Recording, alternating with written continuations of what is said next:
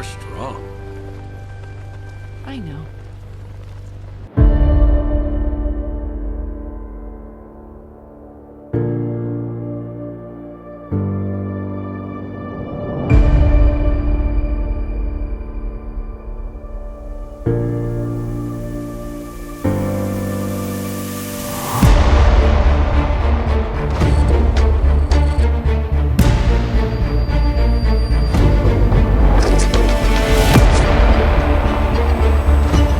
It's okay.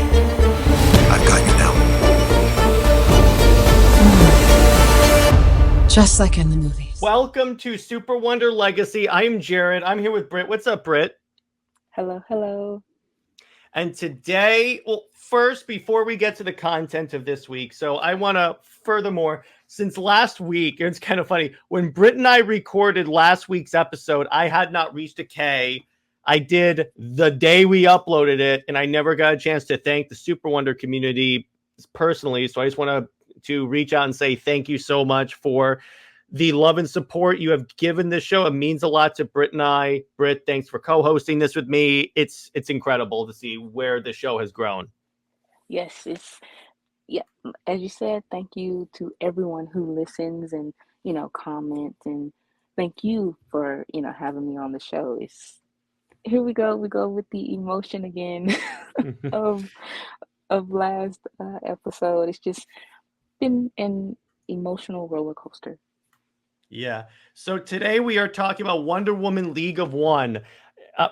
It's technically called JLA League of One. I call it Wonder Woman because it's really a Wonder Woman story. Yeah, but definitely. This is basically Tower of Babel, but Wonder Woman. So let's get started. So this is actually drawn by, written and drawn and painted by Christopher Moeller, and it's gorgeous. If you guys thought Alex Ross's work was beautiful last week, you are in for a treat. So actually, I'm going to move the banner so it's not like blocking this killer art. Here we go. And let's get started. So, Brit, tell us a little bit about League of One before we get started. Okay, so there's a prophecy that Diana is told, and it's basically that the Justice League is in jeopardy of everyone dying. So Diana, she takes it upon herself that she wants to, basically take on this burden by herself to save her friends. And honestly, this is such an underrated Wonder Woman story that should have been adapted a long time ago. In animation, first of all, because the artwork is beautiful, and even in live action. I mean, if you were going to have a Justice League film, Wonder Woman as first, it's already a total different conversation that she is consistent, but at the same time, she's very downplayed as the only woman on the Justice League. And for her, she is the warrior in the sense that it's not just the warrior of hack and slash, with a sword, and it's more so like her heart that she is ready to go into battle and never hesitates. And this is that story that really keys in on that she will be the one, head first into the battle, and the one that will sacrifice the most. And this is very much the total opposite of sacrifice. Yeah. In other words, it's a good story is what you're telling me, Brit? Right. And even if, she has these conflictions, and even as we go and see within the story, the conflict with Clark, it's still the fact that he's so understanding here. So the 180 bizarro type personality or whatever that he has in Sacrifice is kind of like, okay, this story definitely tells that, dilemma or whatever that they will have so much better. Yeah. So, and yes, I do agree with the art in this is so freaking perb. it just blows me. This entire book blew me away when I was reading it. So let's get started. So we get the typical story of a dragon ransacking an army. And essentially, this dragon is like an unstoppable force. And it retreats into a cave. And they establish that like dragons are like consume gold. That's why when you like look at Smaug in Lord of the Rings, he like is like covered in treasure because that's like what he eats for sustenance. And eventually, so they decide that the knights essentially seal the dragon, the cave, and then they just move on their crusade. Then we cut to the Justice League, and I always thought, it's kind of funny. I always loved how like Martian Manhunter has like a sick gaming chair that like goes into the air and stuff. I always thought the Justice League had really cool chairs here. Yeah. Can you imagine gaming on all these holographic monitors or play Doom in 360? That would be cool. I mean, I'm not much of a gamer, but my brother is. So yeah, he would definitely just it would be like I know enough to the Dragon Ball Z reference of the hyperbolic chamber or whatever. Mm-hmm. Yeah, we wouldn't see him for a year if he had something like that. Or here's Brit. You ready? She has all these screens, but it's all like BS tweets about about like Wonder Man and Clovis that she'll be responding to. She'll be like, okay, that one, that's BS. That's BS. I have to send that to Jared. I have to send that one. I'll get like 20 tweets of like people that don't understand these characters. But anyway, continuing on. True. So it's like the Justice League has received a gift from like the Pope, and it's like it's essentially like the Washington Monument thing, but it has their names on it. It says, in honor of the JLA, in their day the righteous shall flourish and prosper. Psalm 72. Pax to defense are always in defense. So it's for containing a volcanic eruption. Now remind me, this isn't canon, right? I don't think so. No, I think this was just a one shot. Mm-hmm. I think it's one of those like kind of like how they have the Black Label books. If it's good enough and it sells, then they'll put it within canon or whatever. So yeah, I guess it And can if it's a go Batman either story. way. Well, of course, but with this, I think it can go either way. Which honestly, I would for Wonder Woman, because she doesn't have many stories that people reference. I would honestly say this is canon for her. Which, when you think about it, it makes it so much more badass if it's canon, because Wonder Woman slays a freaking dragon. How dope is that? So Right. continuing on, and we get more like conversations with like Wonder Woman and Superman. It's like defend peace. He stole that from the Amazon, referring to the Pope. And the balls you gotta have to accuse the Pope of stealing something. That's very good. I like that. It's way better than she shows way better consideration for Christianity than Tom King does in his run. Yes, I have to reference that. Right, and that is something that caught my attention as well, is that is who Diana is. She might not agree on some ways, or there is a conversation to be had about religion, and culture, but she isn't going to be used as a mouthpiece to down, what anyone's beliefs are.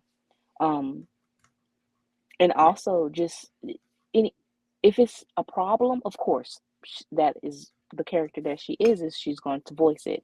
But the way Tom King did, no, that is not the way, especially generalizing,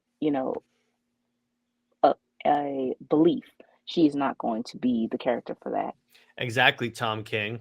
But continuing on, so then we have a JLA meeting, but before that, we have these two trolls, or like actually, are they trolls or are they goblins?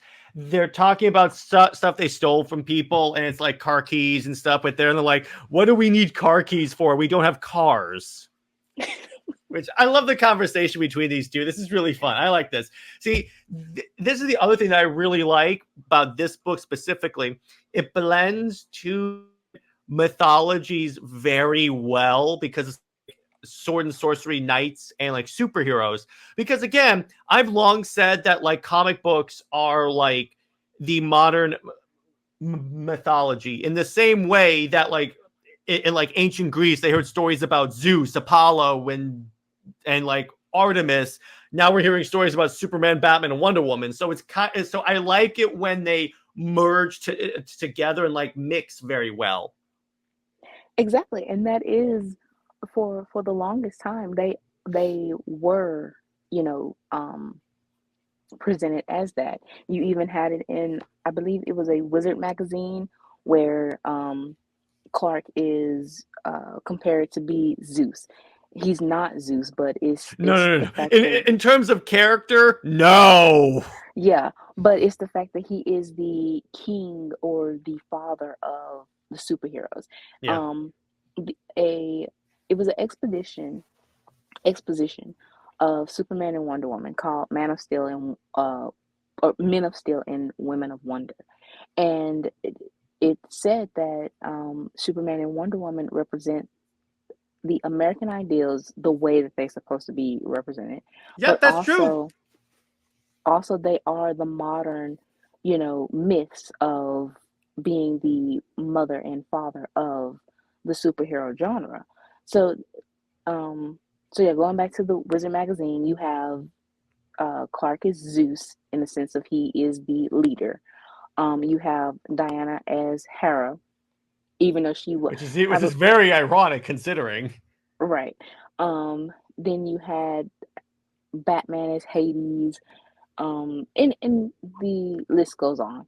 Then you had the reference in Justice League War, the 2014 animated movie, where Diana she also compared the Justice League to the gods, but Favorite scene. Favorite scene. yeah.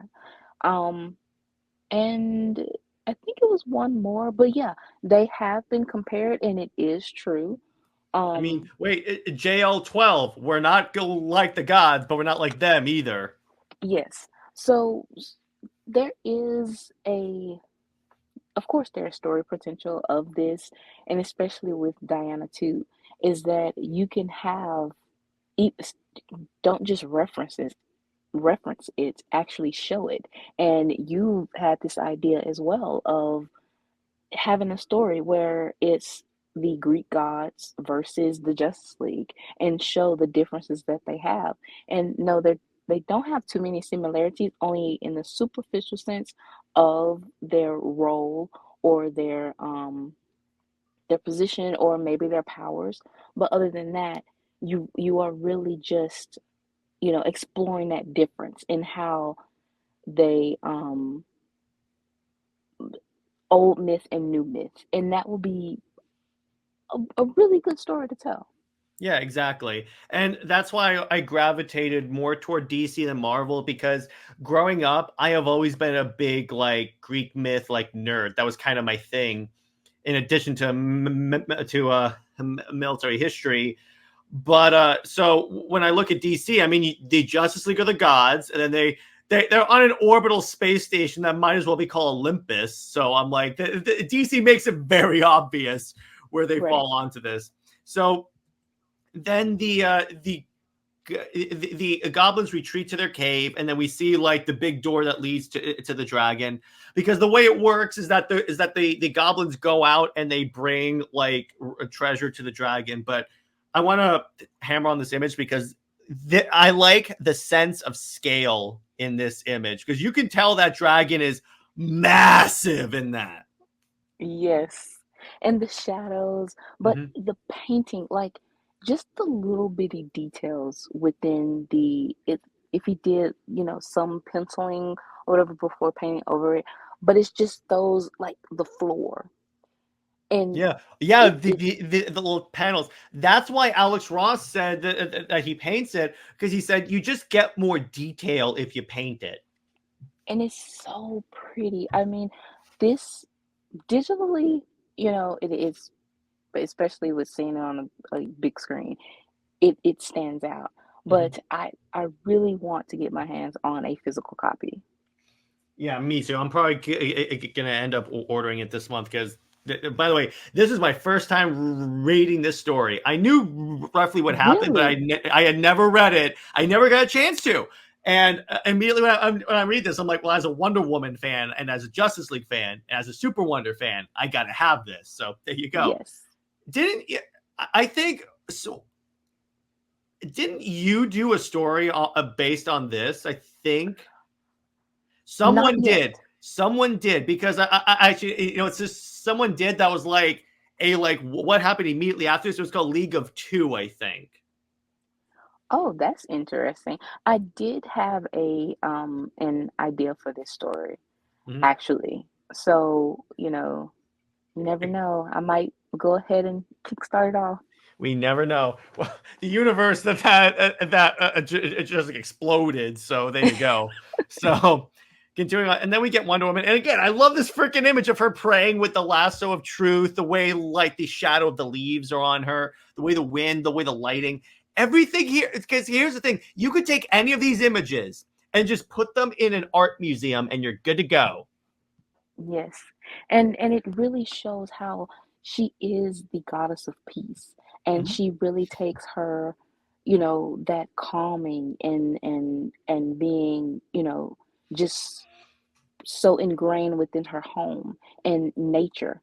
I really don't like how some people think that she's just a princess in a sense of sitting on a throne, or Because that's not, like, because if she was a princess that was content with just sitting on the throne, as you have said many times in the show, she wouldn't have left the island. yeah, or the when they kind of like have the lines blurred of her being an ambassador and a princess, they think she's going to be like this snooty, even a Selena Kyle light or something. Mhm. Like she wants this luxurious type lifestyle, and it's kind of like, no, she might carry herself that way, but she does not care for luxury, for that type of luxury. And like we said, if she cared, she would not leave her island that is called Paradise Island. She has everything there. She would not leave. So for anyone really to try to understand Wonder Woman, this story, I would say Spirit of Truth, Perez, of course, the golden standard, and this story is the top three, to really You could say understand it's Wonder the Woman. you could say it's the Trinity. Ha, funny. Yeah, There you go. definitely. And then she's visited by a nymph, Althea, the wood nymph. And I like the two nymphs here because she's colored green because she's the wood nymph, though the one that's kind of grass, so she looks like Selena Kyle. I also love, by the way, Diana wraps herself in the lasso, so it reveals the truth. So I'm like, okay, that's dope. I love this. She dives into the water and meets the water nymph that turns her Wonder Woman into Wonder Into Mermaid. a mermaid. So she Yes, essentially that is becomes so Lori cool. Lamaris.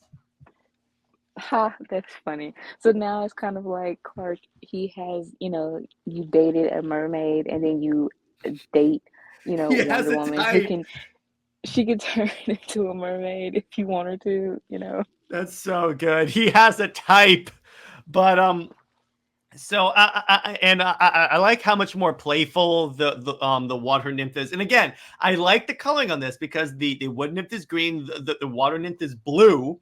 And that's just really, really well done from a creative perspective because again, you're giving more of a differentiation of them. Plus, it kind of looks like they glow a little bit. Yeah, they do. It's like they really just stand out, and to show, I guess, to show their power, that you don't really, they're not just, at first I thought they were spirits when I first saw Mhm. The image that is pretty much the detail of like the glow that they have. Yeah, pretty much. And so they go and they tell Diana that like the Oracle wants to talk to her. So they go to the Oracle, and the Oracle at Delphi basically says, "All right, so there's going to be a big battle that you're going to win, but you're going to die essentially, and the Justice League will do battle with this great evil." And they'll die. Is that roughly correct, Britt? Yes.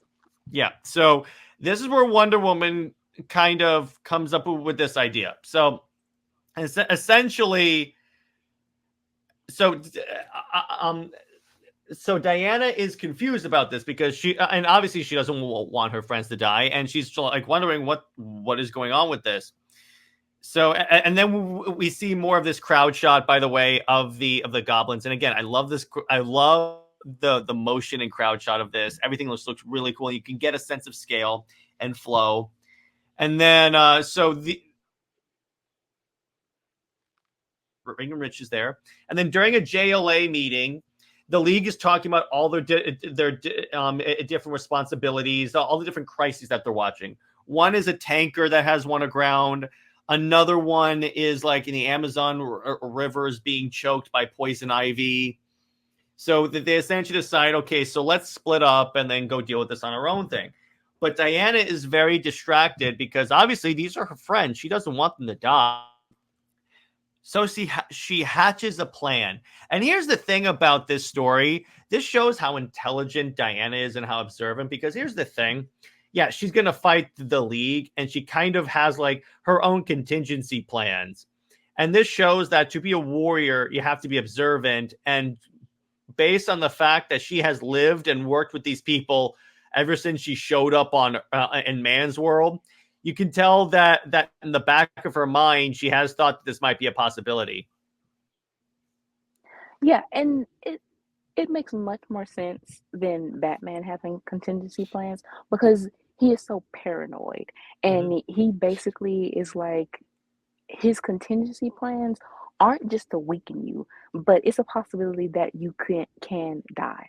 Well, here's the thing. Diana, The contingency plans is another reason why Wonder Bat doesn't work, because with Wonder Woman, she has to fully trust. There has to be a lot of trust in there.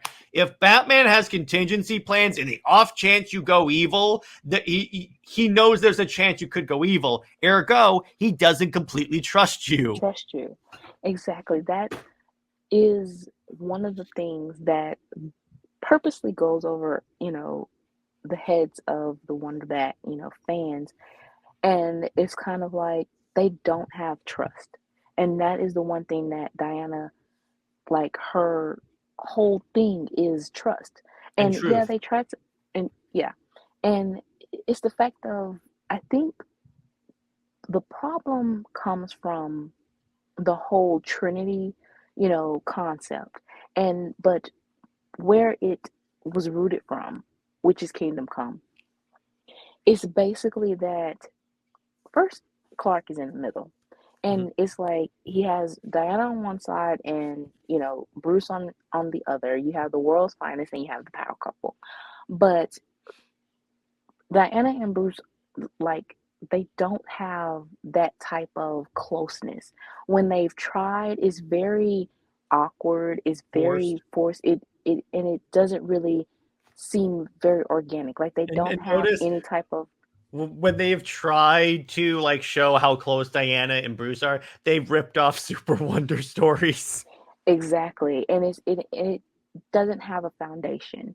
Mm-hmm. And you and honestly, a lot of the times they would disagree on a lot of things. And you can say the opposite attract thing, but that doesn't work. That doesn't Here's the actually work because you difference need with the opposites. That it doesn't work if the thing that makes them opposites are something that is fundamental to who they are as people. exactly, exactly.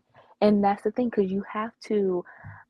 And here's the thing: is that with Superman and Wonder Woman's relationship, People can say they are too similar or they are too different. Which one is it? It's neither. They are right in the middle because Wonder Woman is supposed to be the female counterpart of Superman. They are two sides of the same coin. So they are going to have differences and they are going to have similarities, but they complement each other. The with uh Wonder Woman and Batman is basically like a very superficial line of she's light, he's dark, and it's kind of like, no, that's not the way that goes. Even I've even seen someone say how she's the sun and he's like the dark of the moon. It's like, no, do you know Diana's whole thing is being like a moon goddess.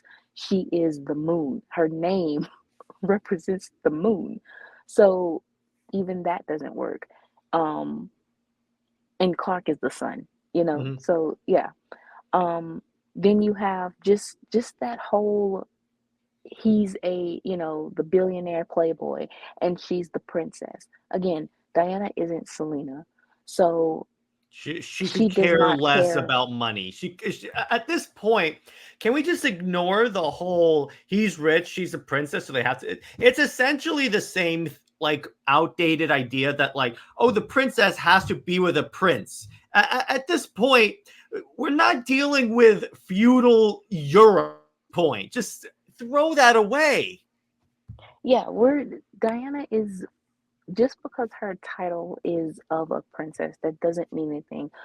To her core, she is a girl from an island. She loves the nature.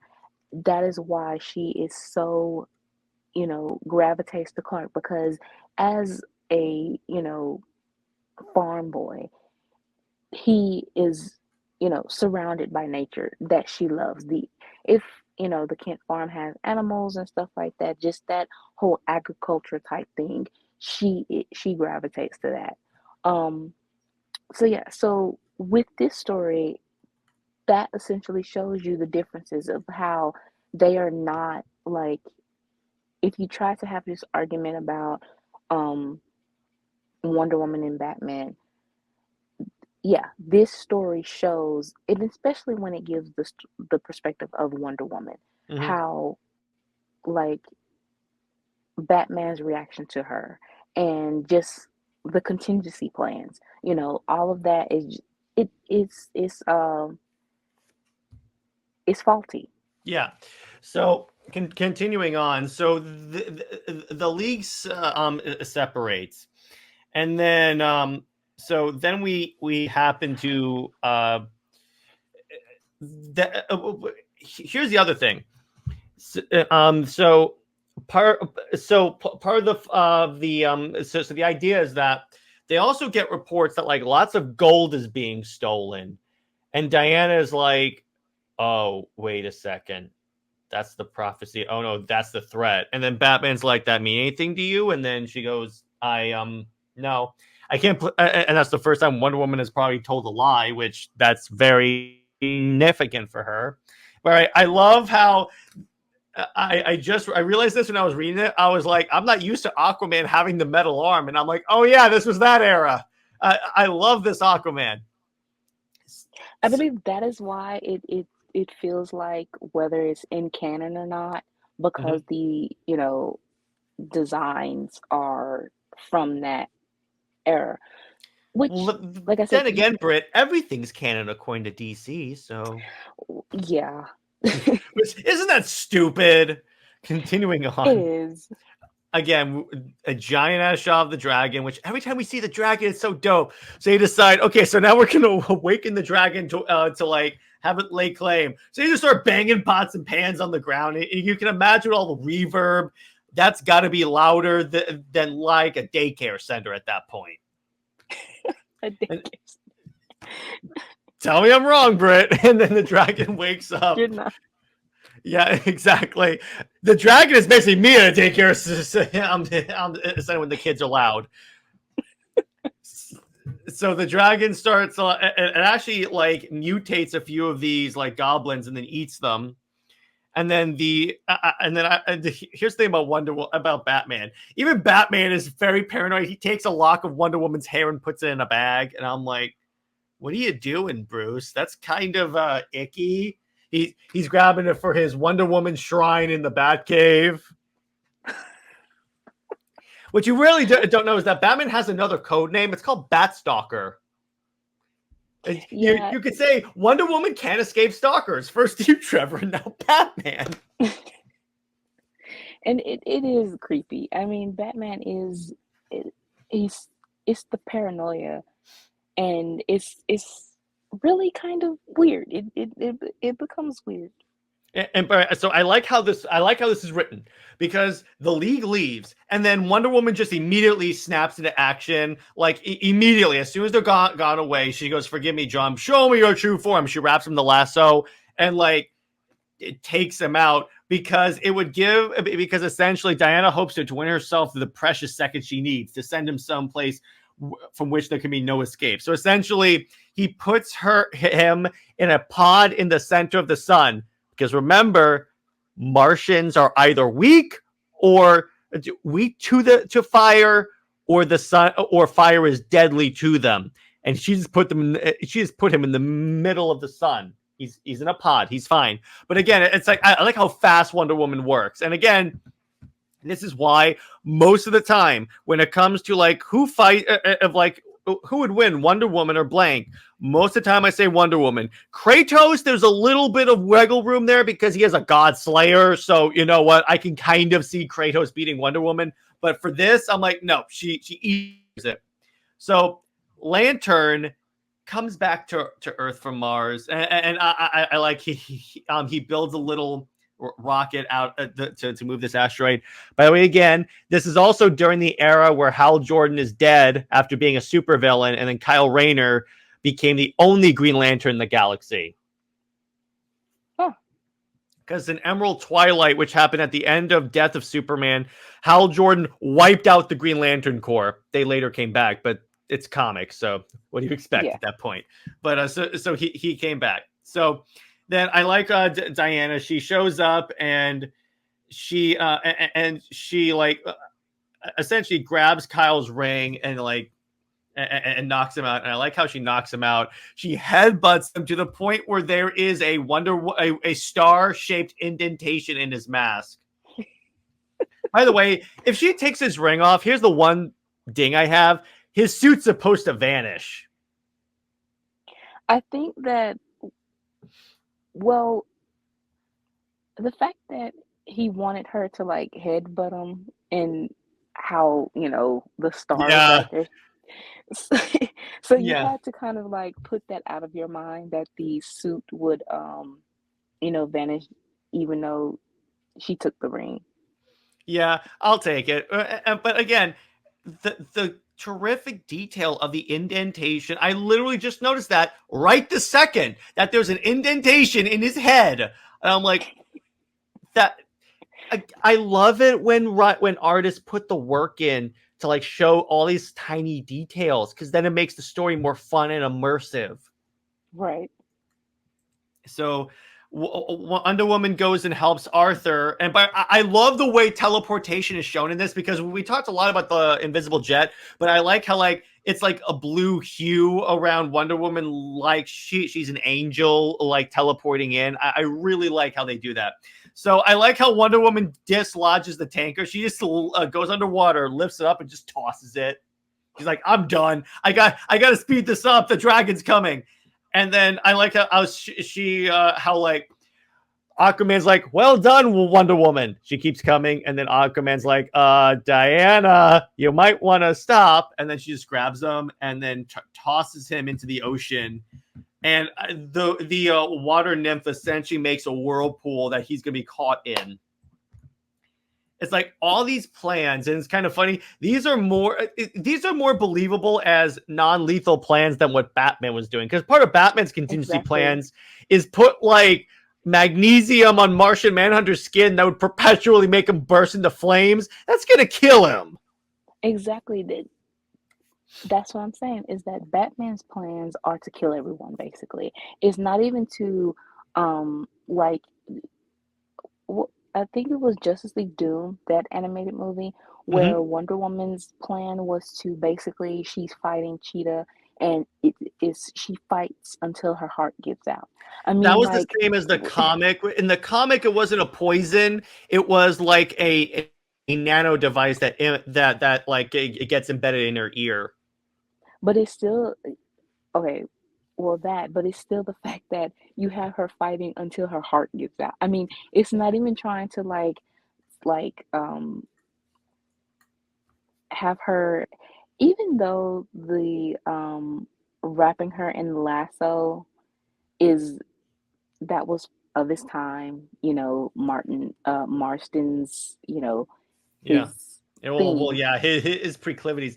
Speaking of wrapping the lasso, okay, in Rebirth, what's the one of the few good Rebirth books. They did a story called Justice League versus Suicide Squad. Ironic how Rebirth did Suicide Squad kill the Justice League better than Suicide Squad kill the Justice League.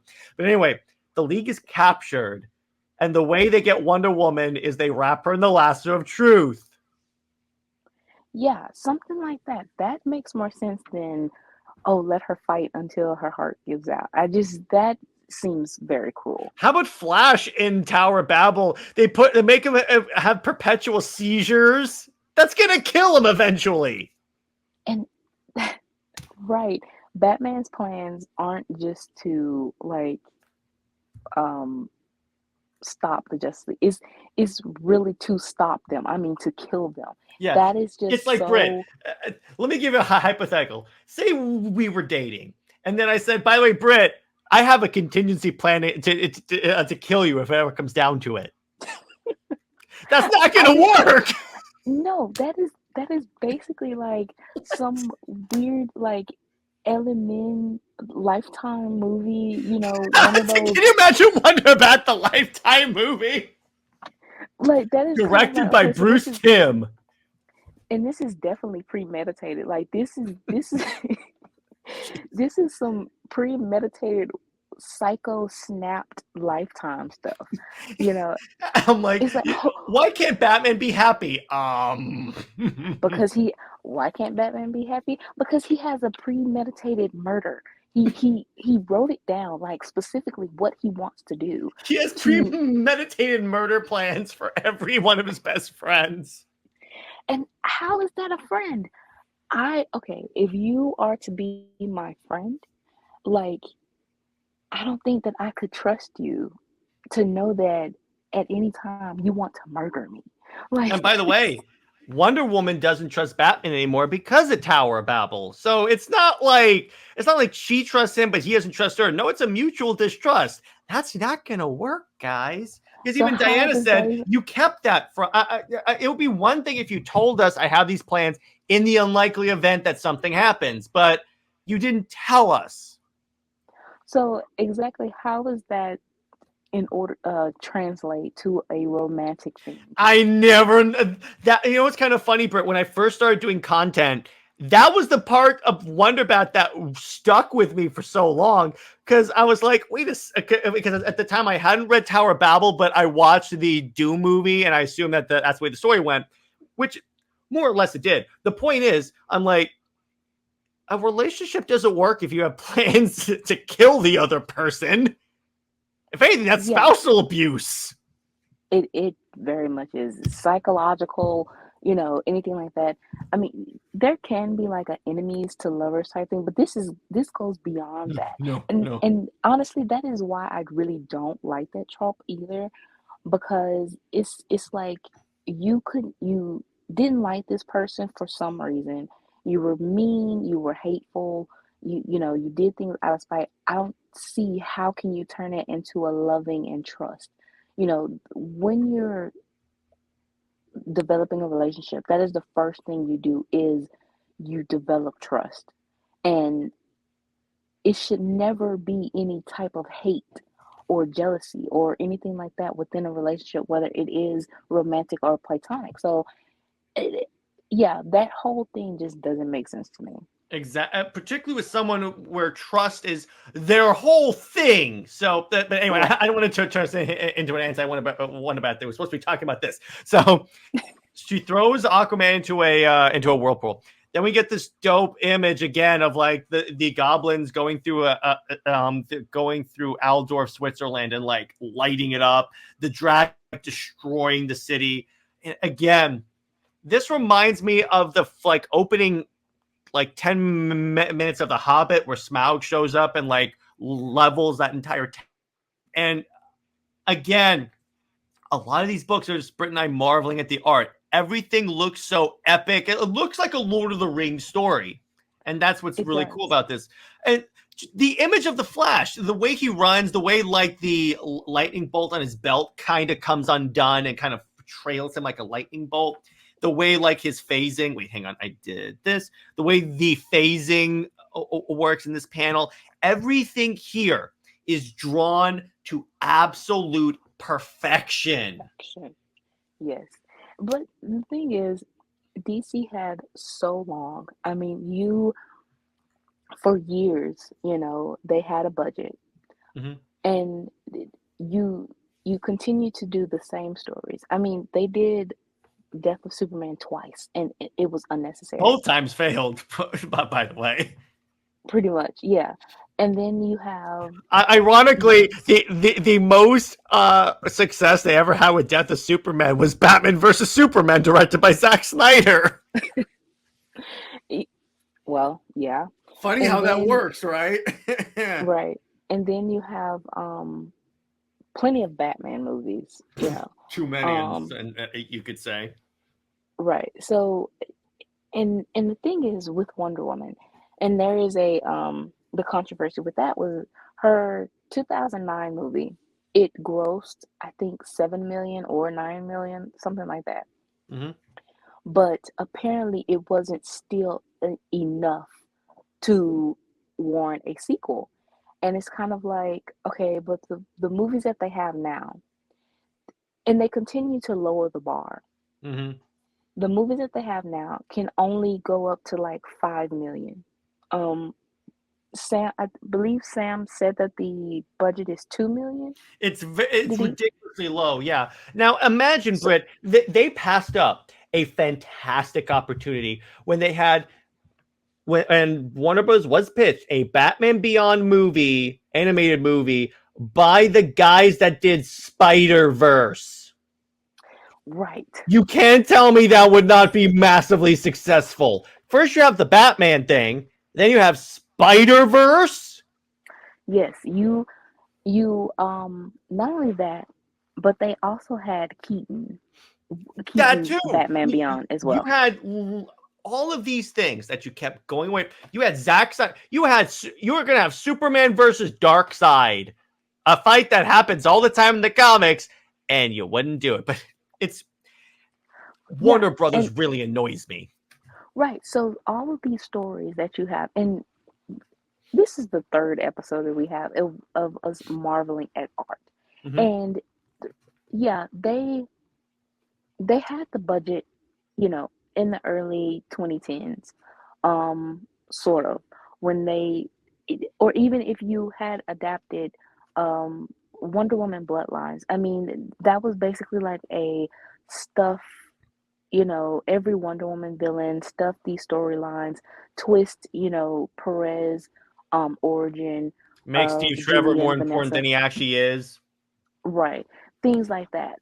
You decided to go that route, and that Wonder Woman movie failed. I think it only made like 1 million over the budget, so it didn't even make the budget back. And Tucker, he doesn't even acknowledge the movie, so that's how much it failed. The only way they actually acknowledged it going forward is Wonder Woman's costume in Justice League Dark Apocalypse War. Yeah. And then you have basically just trying to ride the coattail of the Wonder Woman 2017 movie. So yeah, it was pretty pointless. So you have these other stories for Wonder Woman that you could have adapted, and especially this one to show her being such this importance of the Justice League, because so many Wonder Woman fans, including myself, want to see Diana, be respected, and why is she on the team. And they do not like really show that. This story shows that. And especially when it's being from her perspective. And yeah, Batman is getting showing the flaws of Batman that are glorified instead of, shown as the bad that they are. Yeah, it's an honest look at that. So then, so they fight.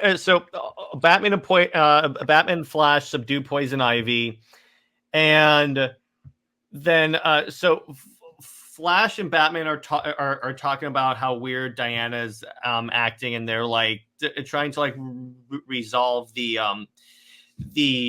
plant thing, and then Barry trips, and he hasn't tripped in a while, but it's because of the wood nymph like created a vine that like grabbed his ankle, and then Diana like kicks him in the face. And then it was kind of weird about this. This was something that I had to look at again when I was reading this, is that so Diana's standing there and she's like holding Flash. Batman is coming up behind the wood nymph. Did Wonder Woman really not see Batman? I have no idea, because of course Batman has for the dramatic thing, just like with earlier with Kyle. It's like some things you just have to kind of like turn your brain off for just a second to, go along with the story. Yeah, it was just something that I was like, did I miss something? But anyway, continuing on. So what she does is she puts like all the guys in lifeboats. So unlike Batman, Diana actually subdues, doesn't kill. It's like, no. I'm just taking them off the board temporarily. So in other words, here's what Diana's doing. She is essentially saying, if this threat's supposed to kill me, it's going to kill whoever fights it. Let it be me and not my friends. The world needs the Justice League. They don't necessarily need me. And I'm sorry, that is a significantly more like selfless reason for having contingencies than what Batman does. Because Wonder Woman is like, no. They're fine. I'm not trying to hurt them in any way. I just have to take them off the board because I know they're not going to go with my plan. They're not just going to stand by at this point. Right. And then, Batman shows up in the Watchtower, and they actually have a fight. And what's kind of funny is like, there's no way Batman would beat Wonder Woman in a fight. I'm sorry, because he's Batman and he has contingency plans. I'm like, no, he wouldn't. I like how she like calls him a reptile, because he's like, if a kid shoots his teacher, it's because his father used to whip. He's like, it's always someone else pulling the strings for you, isn't it? If a woman can't get a job, it's because some man's keeping her down. If some kid shoots his teacher, it's because his father used to whip him. That's a bit of a simplistic way of phrasing that. I'm sorry. I don't like that. Yeah, Batman is... Honestly, this scene right here really showed Batman's, like, his basically generalization of everything. Like, he does think the worst of things. Even though, Batman fans, they want to say that Batman is of hope. And sure, he is. Or that Diana would change him. But let me let you in on a little secret. DC is never going to let Batman change, because Batman, the way he is, sells comics. They're never going to screw with that formula. That's what these people don't realize. Or like, so Brit, a couple of years ago, I put out an Instagram on the Comic Geek Instagram post. I put out an Instagram post, and it was basically like, okay, so SuperWonder versus Wonder Bat. I want to get like a like tally on how people think. Someone said Wonder Bat because they want to see how like Diana being with Batman would affect Gotham City, and I'm like, his best friend is Superman, and that doesn't affect Gotham. First of all, second of all, Batman editorial is not going to let any super people go into Gotham, because guess what? Then it makes Batman look inadequate. Right.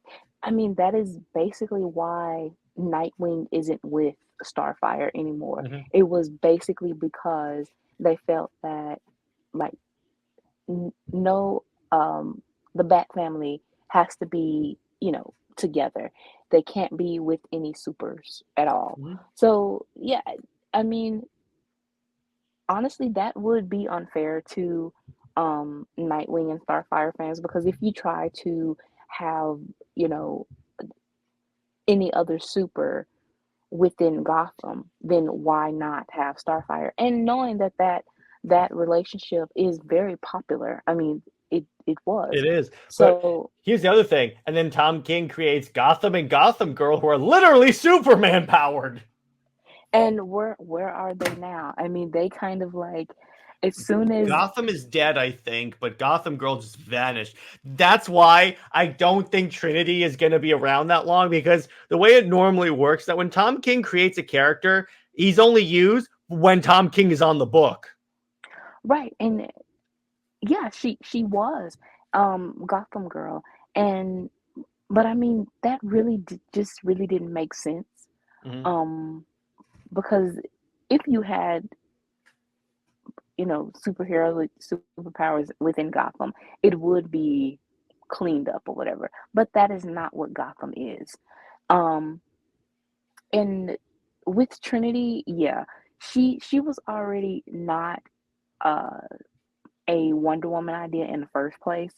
She was Scott, Mr. Miracle, and Mhm. Big Barda, Mhm. to be their son, for the Mhm. Super Sons to babysit. So it wasn't so much of a Wonder Woman story or a Wonder Woman character specifically for Diana. It was just, that's pretty much why she is adopted, because it, there's no like narrative right now for Diana to be a mother. She is not prepared. There's no type of, That's um, what was kind of even funny. now, I guarantee you that's why they took her and put all the Trinity stories in the distant future, because that way, if this doesn't work, they can just ignore it. exactly. And even now, with the whole thing of the Amazons being murdered and being put in, in jail or whatever, where in that does Diana have time to even think of being a mother like that? Yeah. See, here's the thing. That story actually just sound cool, though. That's why I was on board for like a couple of issues, because I'm like, okay, this is actually a really cool idea. And then he took forever to get to the point, and then he insulted Christian. So I'm like, I'm out. But it's just like, here's the thing about Tom King. He has fantastic ideas for stories. It's just when the execution is when it's like, oh God, please stop. Because he's trying to be like Alan Moore, and even Alan Moore doesn't want to be like Alan Moore anymore. Yeah, Tom King, he is definitely trying to be like other right past writers, and even to the point where he does plagiarize stories, and Oh yeah, we're you well know aware with that with the Immortal Beloved. I do think it's kind of funny how even though he plagiarized he basically ripped off Immortal Beloved. He used it in a way to say Wonder Bat's never gonna happen.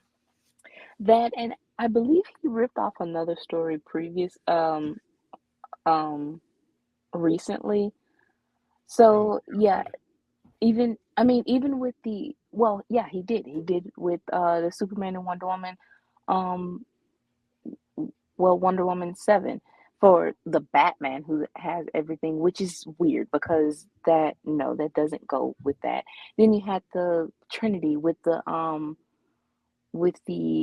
Black Mercy, and some Mm. of those stories. So it is trying to rip off Alan Moore, and it's Well, like, Tom, hang on. That was not the Trinity was not written by Tom King. That was actually by Francis Manapul. no, Trinity, see, this is why you can't brand her as her Oh name is yeah, I Trinity. thought you were talking about because No. you said a Trinity with the Black Mercy plan. I'm like, well, that's Manipul. No, Lizzie. Sorry, Oh, Lizzie. wait, there was a story when she got the Black Mercy plan. I forgot. See, again, this is so confusing. It's confusing, but also that just shows how bad to name her Trinity when you obviously would think of the Trinity as in Superman, Wonder Woman, and Batman. You would not think of Trinity as a character, a sole character.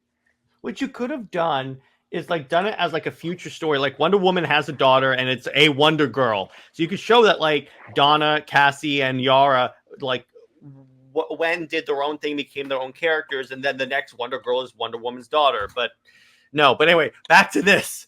Okay, so she fights Batman, I also like the image of her wrapped in the like bat line because it's kind of contrasting the lasso of truth. And it's kind of funny how the lasso of lies in Tom King's Wonder Woman is the black cord. So that is kind of interesting there. Yeah. And I like Batman decides to throw his batarangs at Wonder Woman. I'm like, do you really think that's gonna work, bro? Like she's Right. Wonder Woman. And then she wraps him in the cord, and then he gets out by taking off his cape, and I'm like, okay. And I'm like, that would not work, but again, Brit, a lot of the, like you've said before, a lot of the stuff here you have to kind of like take it and move on. But she actually smashes the little monument the Pope gave them, which I'm like, oh. I can't believe you already defied the. So in other words, what Batman's telling her is that, hey, you doing this, you already stopped the prophecy, so you don't even have to fight us anymore. And Wonder Woman's like, no. And then she punches Batman, and she throws a rock at him first. So I'm like, and it hits him in the head. Batman has head trauma right about now, even more than he already does. And then she knocks him out, and I love this image right here. Just of her standing over a beaten Batman, and the like Justice League monument is broken to kind of show it like the League is broken. But it's just her name, though. That is the cool part. Yeah, it's just her shows name. The League of One. Yeah. Again, it's so well done. And then she like ejects them in the life pods into space. And yes, Wonder Woman can breathe in space apparently, or she's holding her breath. Actually, she can breathe in space because she's talking. Which again, I'll take. There have been stories where Superman and Wonder Woman have talked in space, so I'm not gonna like bash that. So that has some precedent.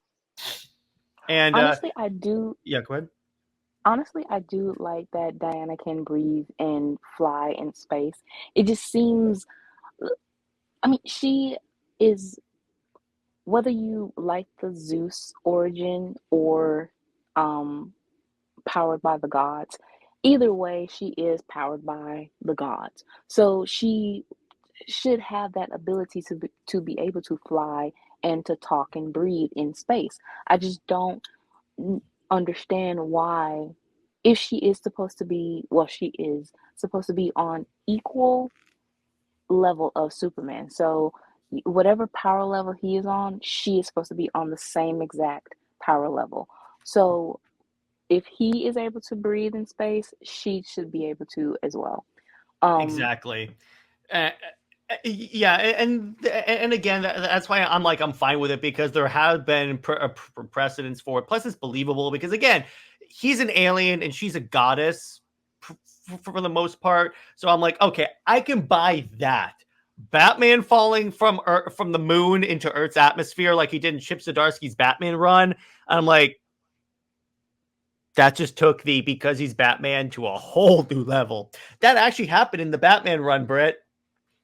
He gets sucked into space in the regular bat suit. First off, he's fine, and he like grabs a mask from space and puts it on. That would not work.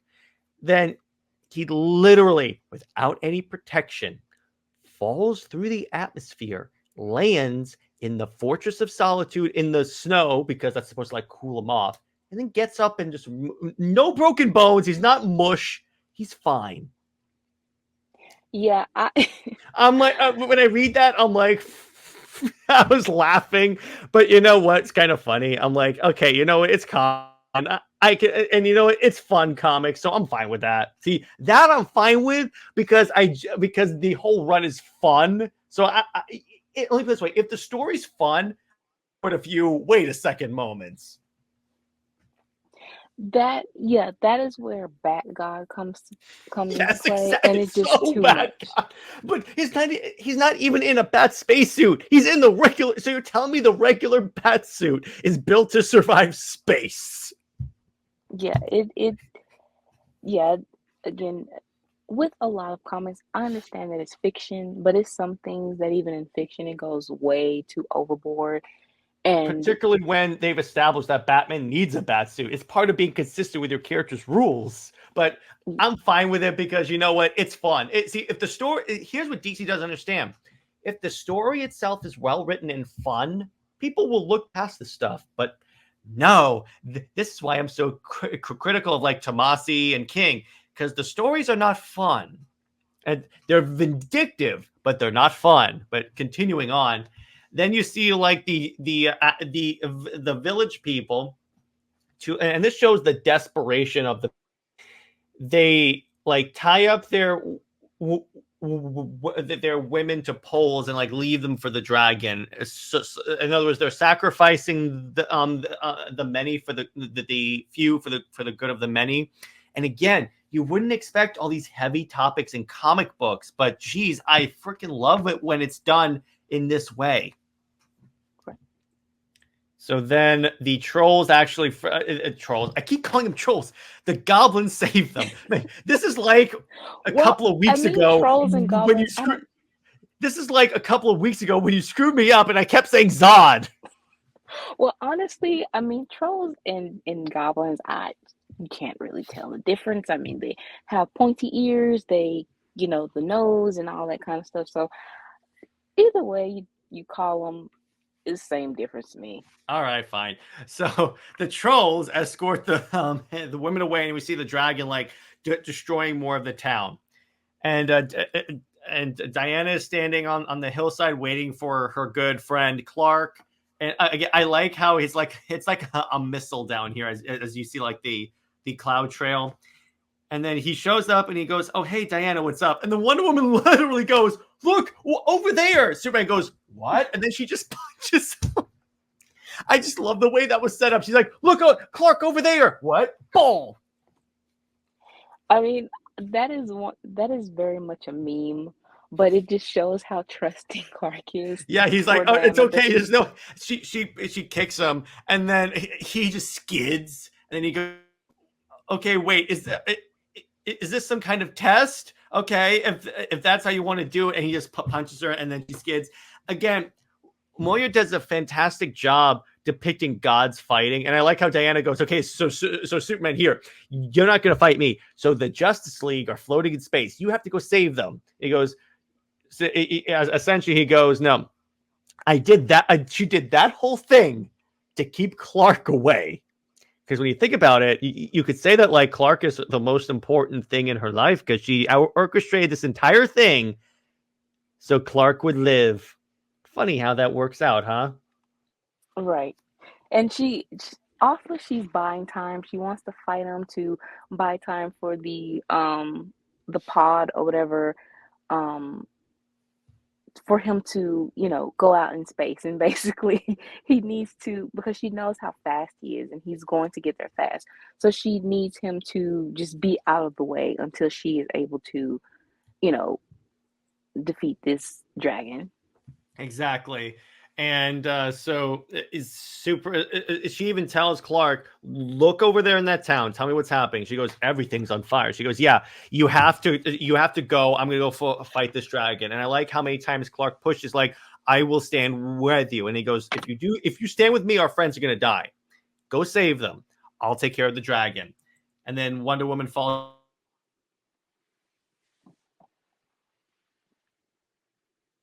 like the fire below it, the fire coming out of the dragon's mouth. This is an image you can hear. Yes, I mean, it's so many panels or pages that are, I mean, just that kick alone, if we would see that animated, and Yeah, it's that would have been so epic. Of course, DC's budget is slashed to basically non-existent. hmm So, with this story, it would not be as smooth and stuff as it should be. Um, Even with the X-Men 97, that animation, it has its moments of roughness, just a little bit. When But there's no action, it looks rough.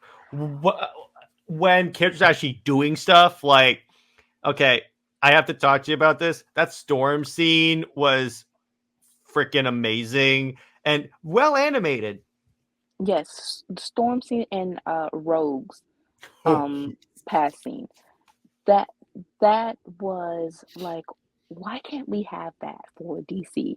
And it is because they are so limited of their creativity. How this is basically like a passion project of knowing how the X-Men is of value, and this, this cartoon was the basis of so many fans.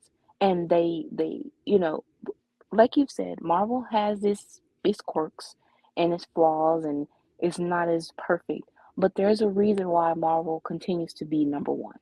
And they take these creative, jumps, and the execution, sometimes it they still somehow stick the landing. Even if they stumble a little bit, it's still somewhere where they can stick the landing. And this is something that has worked. So many times, even in movies, how people want to um, do remakes, or like it'd be 30 years later and they're just now doing a sequel, and yeah, it's awful. But X-Men 97 is a great cartoon, and it shows that if you have, I don't know the budget for it, but whatever the budget is, they make it work. And like I said, even if the animation is a little bit rough, it's still, for some reason, it still keeps you wanting to watch it. And the action scene that Rogue and Storm has, even Jean, yeah, um, it really shows, okay, we could have this for Wonder Woman, especially Wonder Woman.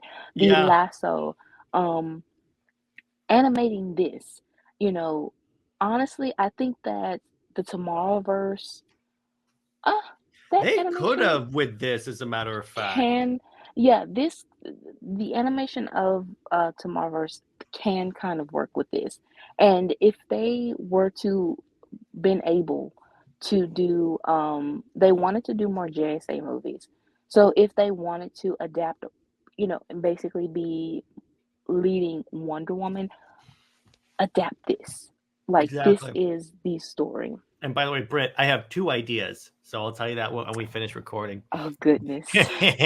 So I got some more points coming my way. So now Wonder Woman finally sees the dragon. And what's actually really interesting, so Wonder Woman does what she does. She tries to negotiate with the dragon. And this is the thing about Wonder Woman. Because according to Tom King, she's a contradiction. That she's an ambassador for peace, but she's also a warrior. That's not what Wonder Woman is.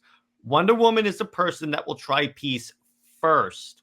Failing that, then she takes out the sword. It's just this was my thing.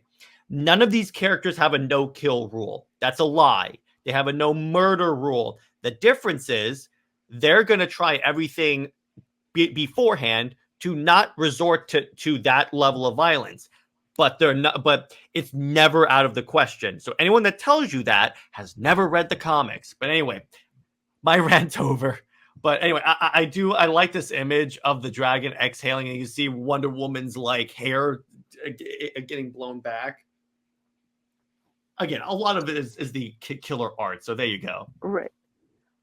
I mean, the detail of the dragon, even to like the tiny little teeth Mm-hmm. and the scales, and then it it does look slightly intimidating. It really does. And it gives that mythical, it really does give that, mythical visual, and something that, Wonder Woman should deal with. Wonder Woman should deal with.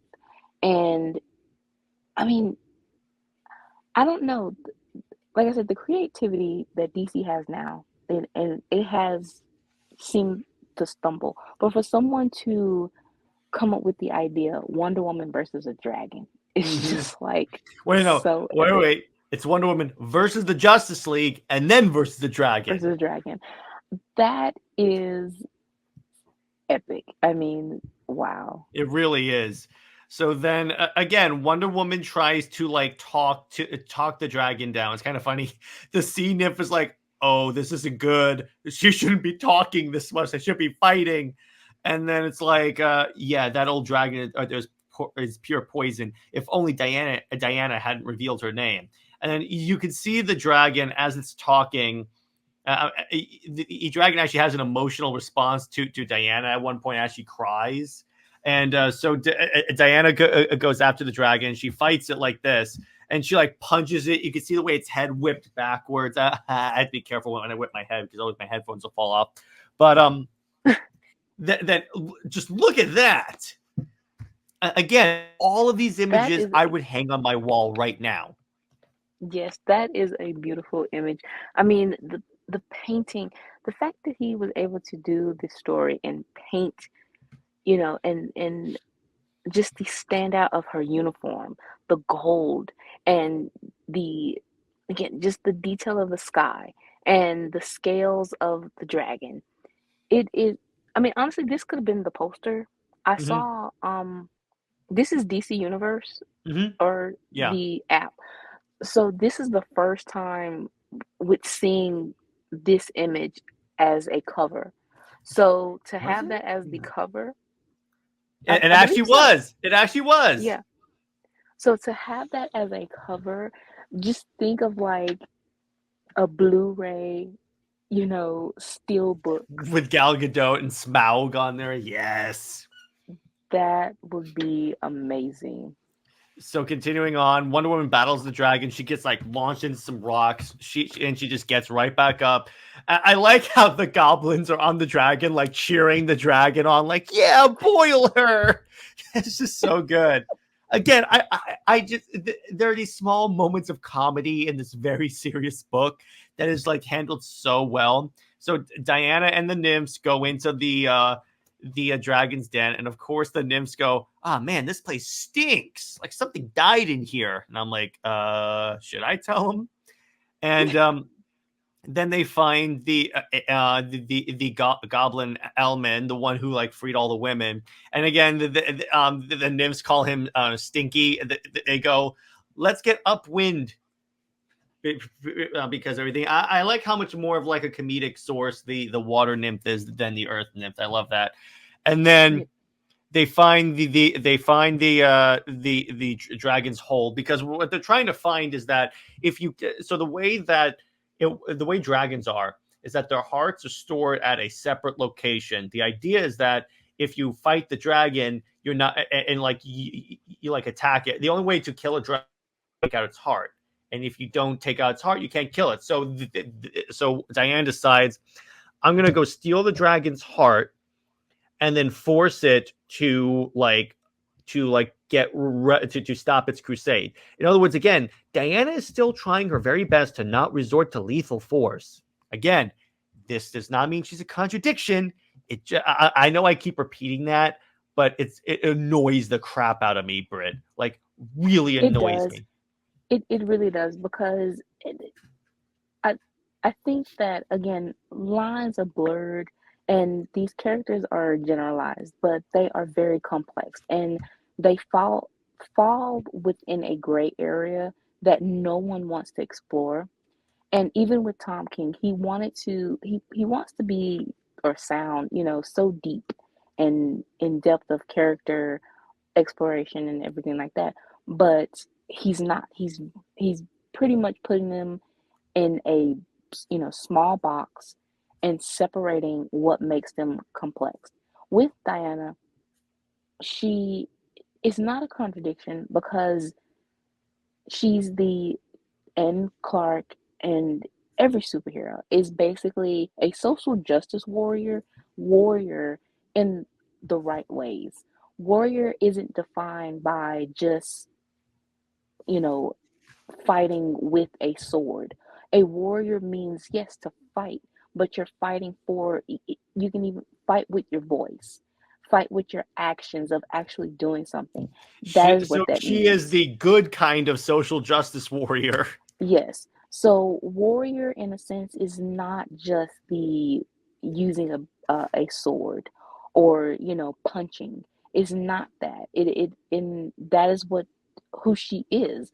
Um and that doesn't mean that she has to be a pacifist either, because even a pacifist of how, like Tom Taylor, how Mm-hmm. he had John Kent, it was like he first of all, he's just repeating everything that Clark has done within the Hope decades.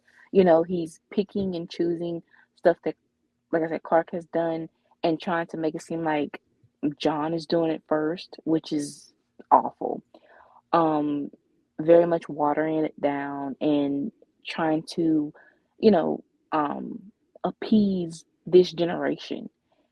And even it kind of felt like it was a bit condescending and very just, um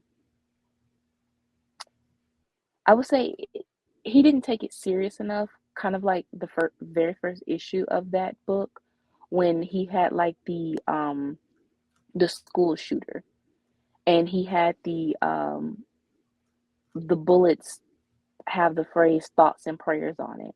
It's kind of like you are writing to get attention from social media, but it doesn't feel very genuine I mean, at all. again, that's the whole reason why he had John come out as bi.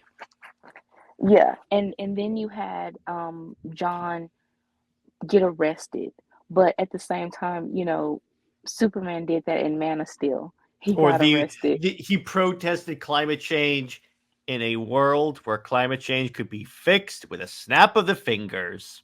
Yeah, it's so many things like that that these writers, they want to make it seem like they're very profound in what they do, but it's when you Again, actually they're analyze it. trying to be Alan Moore, Brit. Right.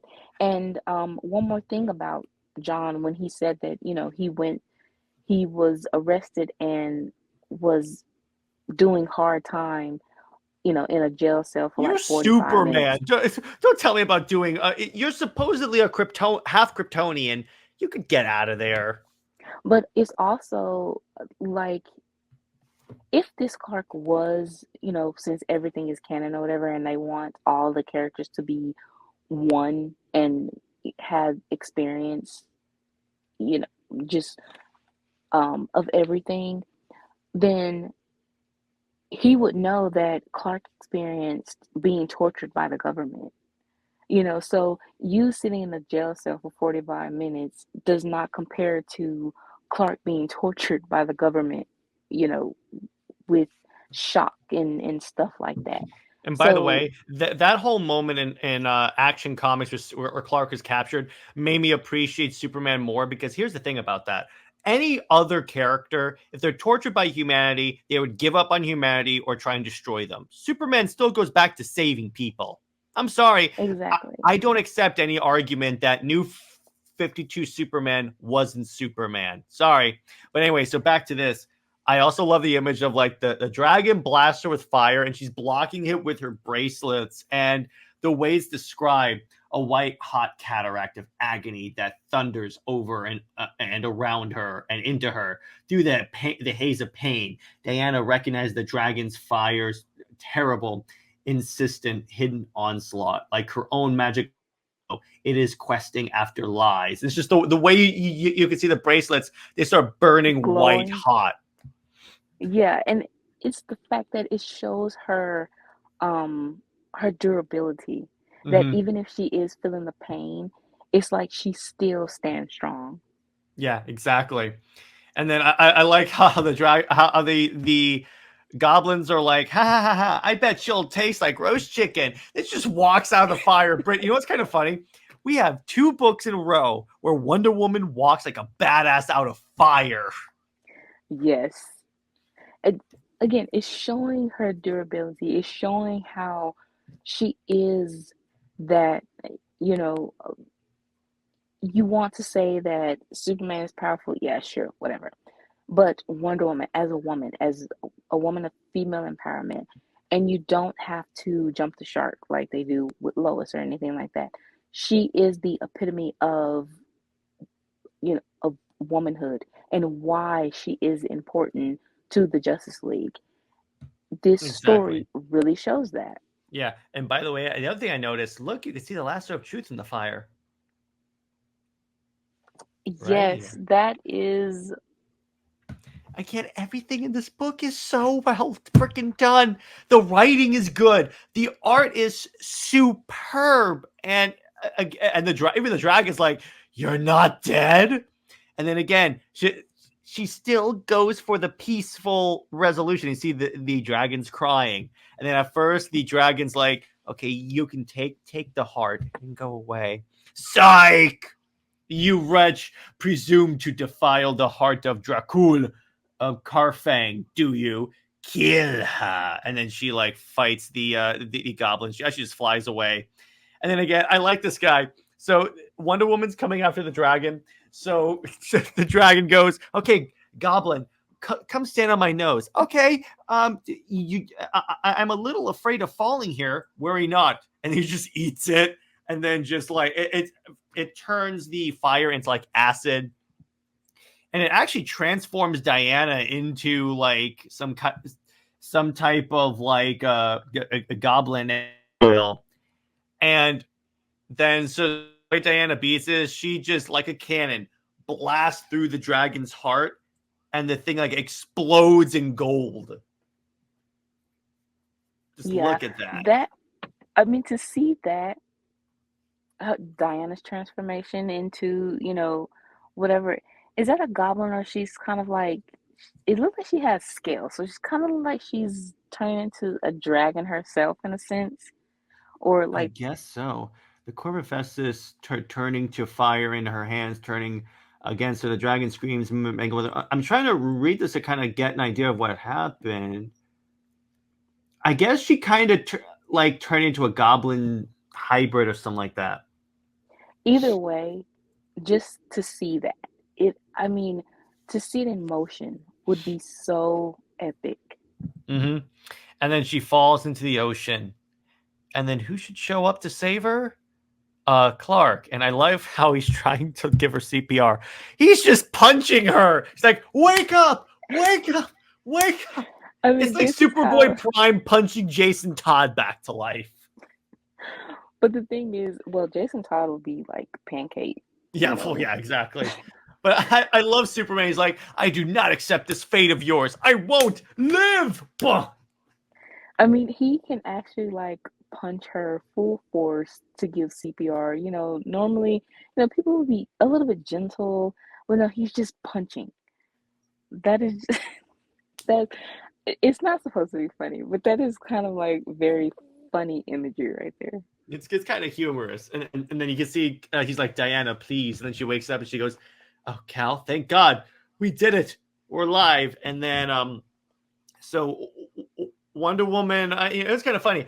All you notice how fast the Justice League forgives her. It's like Flash goes, "Okay, all is well that ends well." And then even Batman's like, "I'm glad you're all right, but after betraying Superman the way you did, it would take an awful lot of courage to go after him." So she essentially goes after him because again, she goes, I didn't want to hurt you, but you did, Diana." And then they have this thing. It's like, "You're my friend. You should have trusted me, and you know that no matter what, I would have died fighting alongside you." And even Diana's like, "Okay, so wait a second.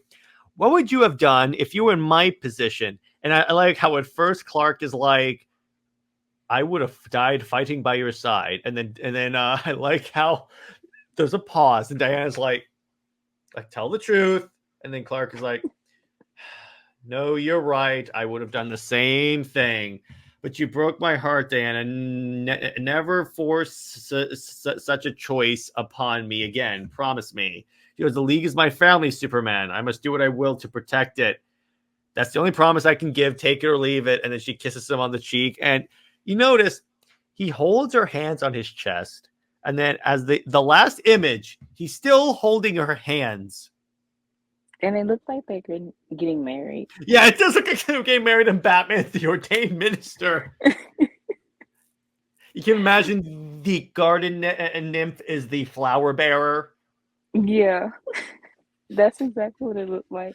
But that whole scene of is it pretty much shows how, Clark and Diana's bond, that there will be, choices made that they might not agree with, especially Clark, because he cares so much and he doesn't want her in danger. And that is pretty much the reaction. This is the right reaction of sacrifice. They have this understanding that it's things that we have to do, and we might not like it, but we have to do it. And they can have their disagreement or whatever, but at the end of the day, they are going to remain friends or be have that romantic tension or whatever. But yeah, this was the perfect end of, yeah, Diana, she did, make some choices that were questionable, but she did it for the greater good. And that is always something that she tries to do. And so sacrifice and truth, to turn that around to something so ugly just shows how, you know, the contrived drama, it just doesn't work for these characters. And it makes the characters unlikable and you can't really root for them. Yeah, yeah, Tomasi. So you could say, forced drama, no story. There you go. Yes, I am Right. being that guy. I will say that. So now, okay. So here's the funny part. So we still have a PowerPoint, obviously, and I asked Brit, okay, so send me like a couple of images from your favorite scenes in the book, and then Brit goes, okay, send the entire book. I got it. So let me do and I'm like, she pretty much did with all the images she sent me. I did. But I mean, the whole then thing is again, just my fave. yeah, then again, I can't blame you because the amount of times that we went through this thing just marveling at the art, pun intended. So here we go. Let's talk about this. So again, so here's the premise, and I love this image. This is probably going to be the thumbnail right there, and it looks like a Greek tragedy, like the image that would be on a Greek tragedy. Honestly, Yeah, it was another image where Wonder Woman she is blocking the dragon's fire, and the League is laying, behind her. And then it's this image where they're still like laid out, and she is in this pose. But really do love this wraparound because it really just shows how strong she is. And yeah, the League, at the end, sometimes Wonder Woman is the one that could, give the answers and could be the one to save the day. It's not necessarily that you have to have Superman as you know, like sometimes they go for him to be like the flying brick or just the brawler or, just the muscle. mm-hmm. And no, that's not necessary. Batman to just be the brains of everything, the leader. No, Wonder Woman can be both. She is strong-willed. She is the one, like I said earlier, is she won't hesitate like the others will. And I really do love that this story, kind of delves into that. Yeah, and then continuing on. So Britt and I both have picked out our favorite moments from the book, and we're going to go through those. So for me, again, I like the scene of Clark giving her CPR because again, he's the only person that could give her chest compressions. Obviously, I love the kiss for obvious reasons, but I'm like, if you move your faces just a little bit like that, then we can actually have it there. I like the image of her walking through the fire because I'm sorry, she's walking there, not even bothered. Her like bracelets are glowing, but she's like, okay, she basically is saying, is that all you got? And I like the image of the dragon with the scale. And then I just love this kick. And Superman's like, what? As he just flies. I mean, the facial expression, Mhm. it is funny. I mean, he just looks so just he looks so confused and just kind of like in disbelief. And I just And love it's how so like dramatic. he's like, are we sparring? What are we doing here? That's just so good. And again, a lot of see. Here's the thing. This is what I think the art in this book does very well. Is it communicates a sense of scale, and I brought this up, a pun intended, because dragons. But I brought this up earlier because here's the thing: when you're fighting dragons, there's always been like, at least from the way I see it, like debate on how large a dragon really is. And then you have a dragon going toe to toe with like Wonder Woman, and we've talked about how powerful she is. I buy a dragon of this size going up against like a larger than life goddess that is Wonder Woman. Yeah, th this story, and it's unfortunate that I couldn't find any like interviews or, at least some type of um I guess, how did this story come about? I would have really loved, to know how, Mm-hmm. whether it was editorial at the time or it was just the writer himself.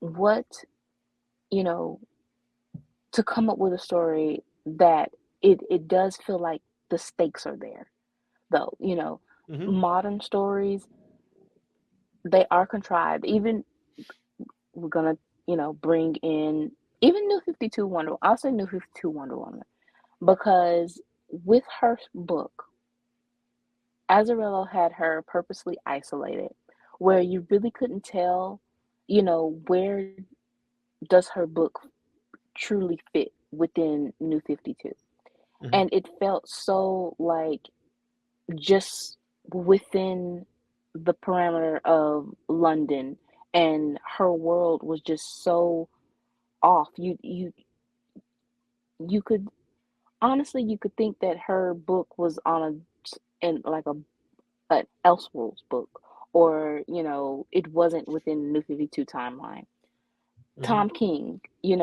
having to have the characters, you know, talk about why aren't they being involved in this whole, Amazon murder is because Diana says no, they can't because this is only an Amazon thing.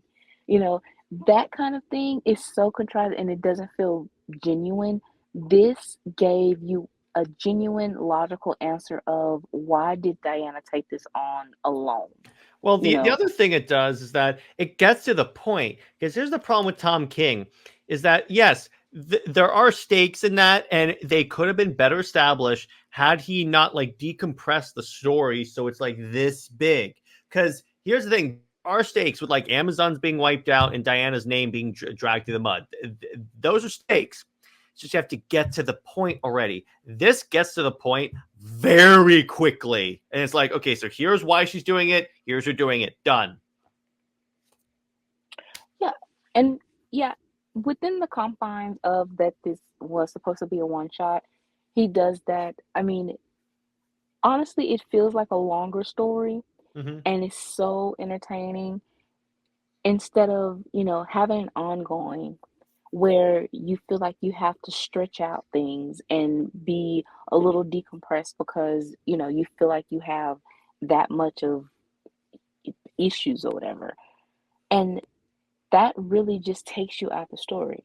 I mean, with Tom King right now, he's all over the place with, you would think that he introduced Emily, the rogue Amazon, but you have not seen or heard from anything of her, plot. And Then you supposedly she's have, still murdering people. So, yeah, then you have again the you saw in one the Amazons being murdered, but you haven't really seen Diana actually like mourn her sisters or at least show us a funeral or something like well, that. also, here's the We thing: haven't seen. it's like one Amazon kills 5 dudes in a bar. I doubt that would lead to the response of like the Amazons being rounded up. Yeah, that doesn't make any sense. And then you have the plot of trying to force in Steve Trevor of like Oh yeah.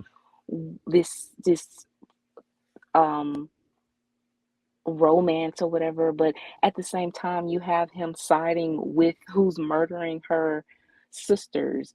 So and that's that's also the one thing is that with Clark he actually says this is wrong. Like he Mhm. acknowledges how bad this is and wanting to help. Steve has not done that. Like he basically is still within going to the military, the base or whatever.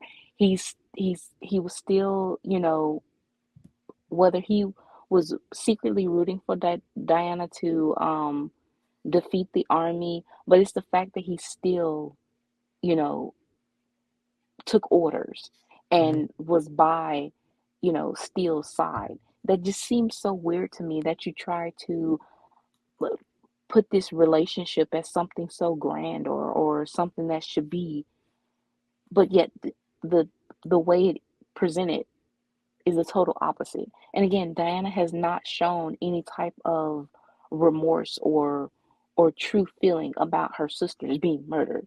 You know, that's something. This Well, story, remember, at least Diana is acting consistent with the character in this run because remember, Diana in this run is written to be an emotionless automaton. yeah. So there is that. Now, Britt, tell me your favorite moments from League of One. Okay, so of course it's defeating Batman. That's number one because it really just, you know, cancels out all the Bat God stuff and the Tower of Babel, that whole thing. No, this is true to the characters and showing that Batman is the kind of egotistical, kind of a maniac, paranoid, whatever. Yes, that is how he is. And like you said earlier, the way he kind of generalized certain situations at some points, honestly, it reminded me of just an over dramatic or, you know, of Keaton's Batman. Mm-hmm. Um, yeah, so this whole fight and throwing the rock at his head, he deserved it. Um, Even though he'd be dead, but okay. I love the also the lasso of her going back to home and really just ground.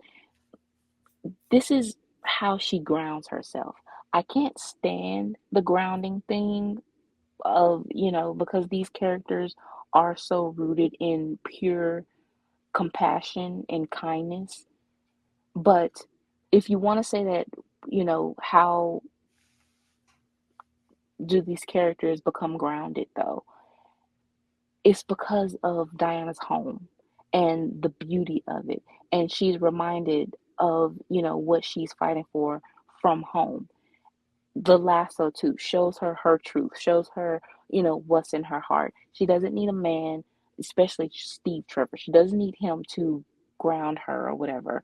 The same thing with Clark. Doesn't need Lois when he grew up in Smallville. So the Because you know whole what's kind of scene, funny, Britt? Here's what people ignore. You know what says an interesting fact about Superman? He was Superman.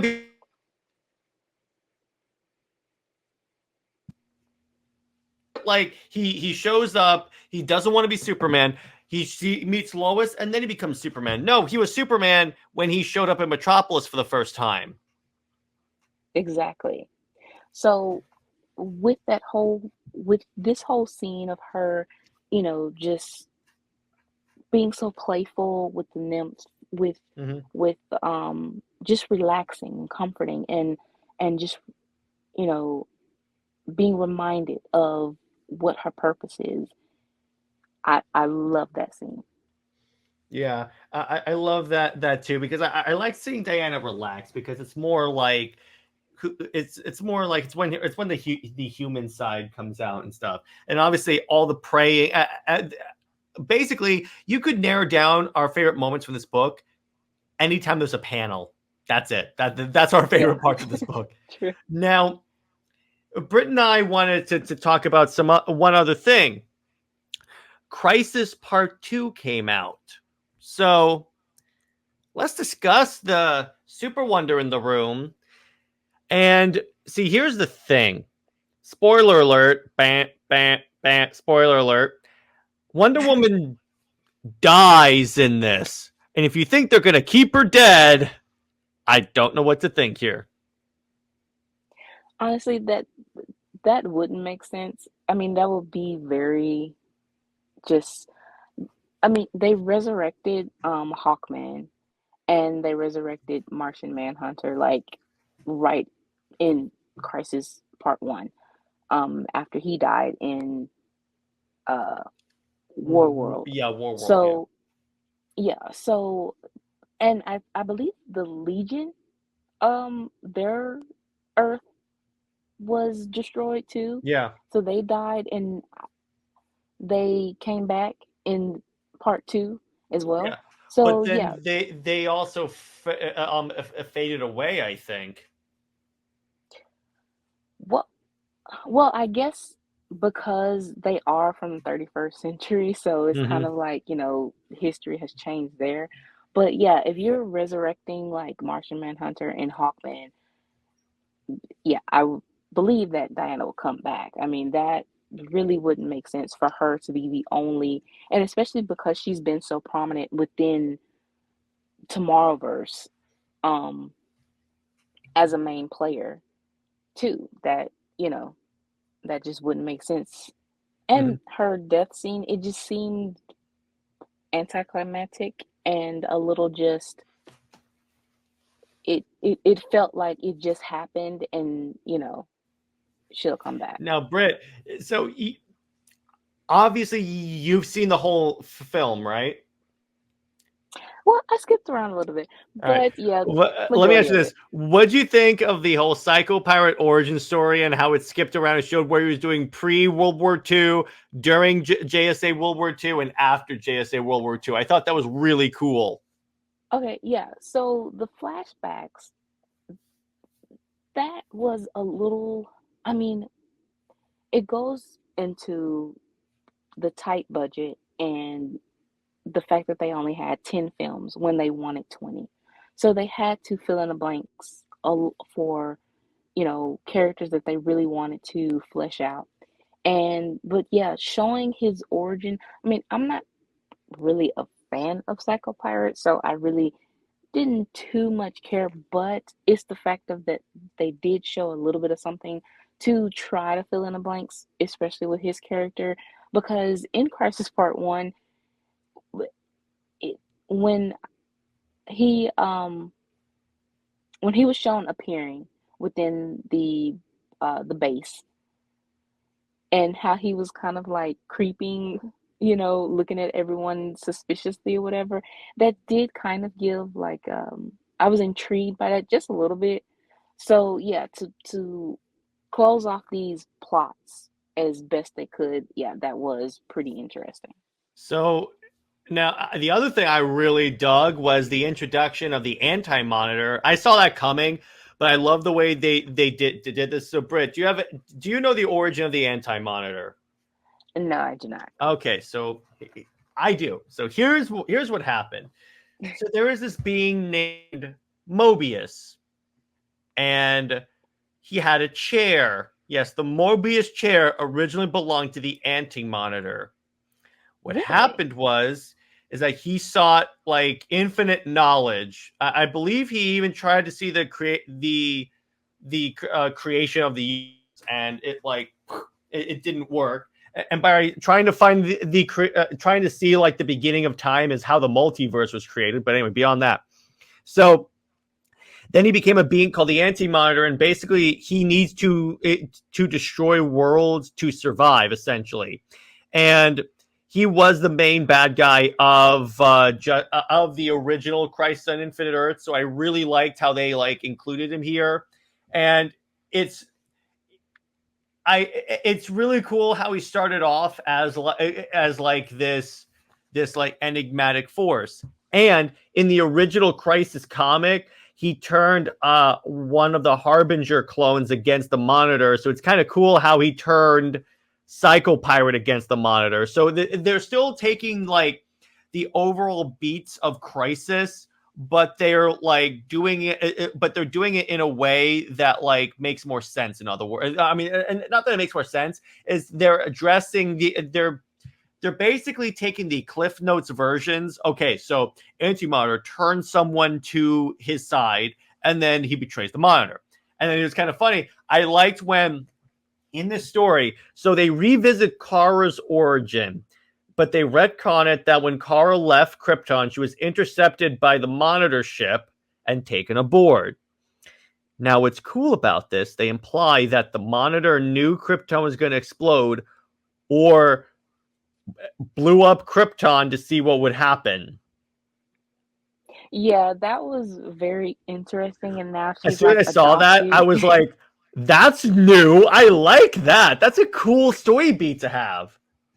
Yeah, so basically, well, I believe in the original Crisis, Wonder Woman did die then, and then she comes back. A version of, yeah, the It, Earth 2, I think it was the Earth 2 Diana that died.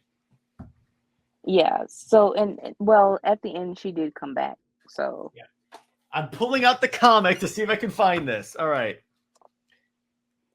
Old Wonder Woman. Okay, so what happened is she got blasted by the Anti-Monitor, and I think she like reverted back to being a baby and then being clay.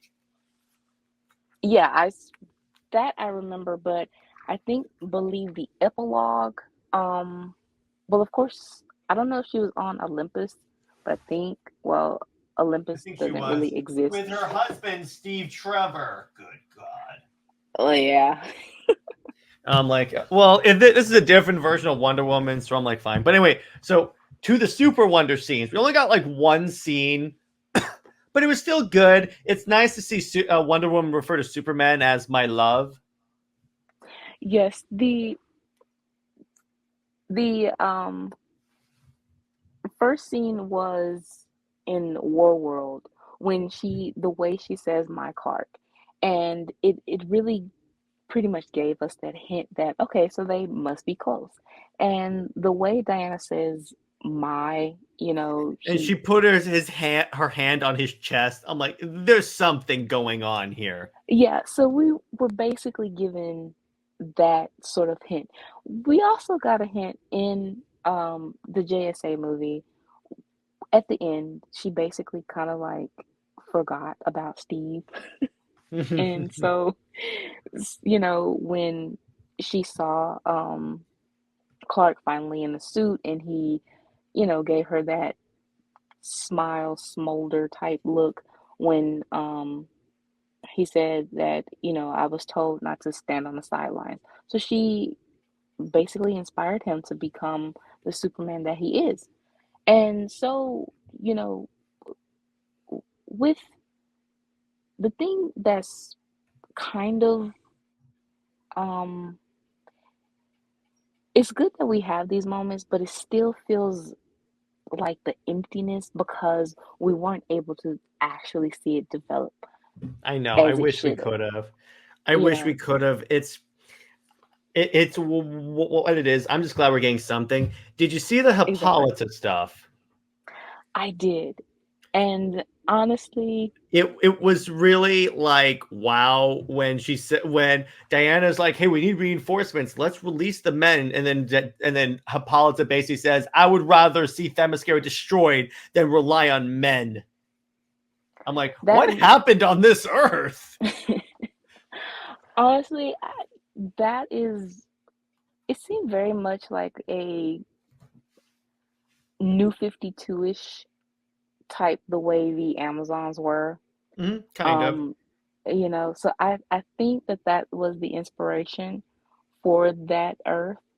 Um, it Or makes sense. you know what it kind of is? It reminds me a lot of Grant Morrison's Wonder Woman Earth 1. Because the women Okay, take over at the end of that, right? yes, that's true. Maybe it's a mishmash of, different things. And now we see that Crisis is not so much of adapting, of course, the original story. It is taking, like you said, cliff notes and just making an original story. So the Amazons, I mean, that is another plot point that it could have been a movie all on its own. You know, Yeah, that could have been the Wonder Woman movie. Can you imagine if we got like a multiverse, like a movie about some of these Earths, like a movie showing the Amazons and stuff? Because that seems like a really dope plot. Like maybe the Hercules thing still happens, but it happens to the degree that the Amazons decide to permanently subjugate men. That would be really cool. yeah, and I pretty also like when Wonder Woman's fighting, she's using the lasso of truth like a whip. That is so badass. yeah. We finally get to see Diana really. I mean, she did kind of show it a little bit in every movie that she's been in. She has had some good fight scenes, but this really showed. And ironically, that we're talking about this story, that the lasso was Oh used yeah. for the light of truth Hmm. to fight the shadow demons. So that was pretty cool too. I really liked Diana's action scenes. And again, with the Tomorrowverse budget, they can make it work. So if they were able to do more, and they did say that they wanted more JSA movies, we really could have seen more of Oh, they that. would have. They would have 100%. We would have seen the Super Wonder relationship. The other thing that I felt was interesting. So, did you watch the John Constantine parts?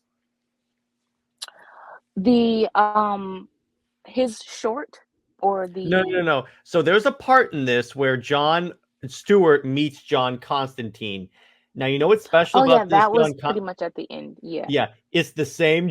The moment when you realize that's the same John Constantine from the DC AMU, that when that's one of the coolest parts of Crisis, when they basically confirm that this is the universe that was created after Flashpoint 2. I'm like, okay, this is actually really cool the way they're doing this.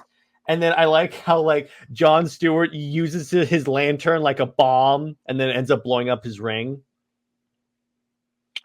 I did see that. And honestly, that okay, so my question is, which we might get the answer to it, but so if this Constantine is from Tuckerverse, like, will it be that we see those characters, and will they be the ones from the end of the Apocalypse, Dark Side movie, That's a good or question. would I know that part three is supposed to be more cameos, and I believe part three is when Conroy is coming in with a Hamill.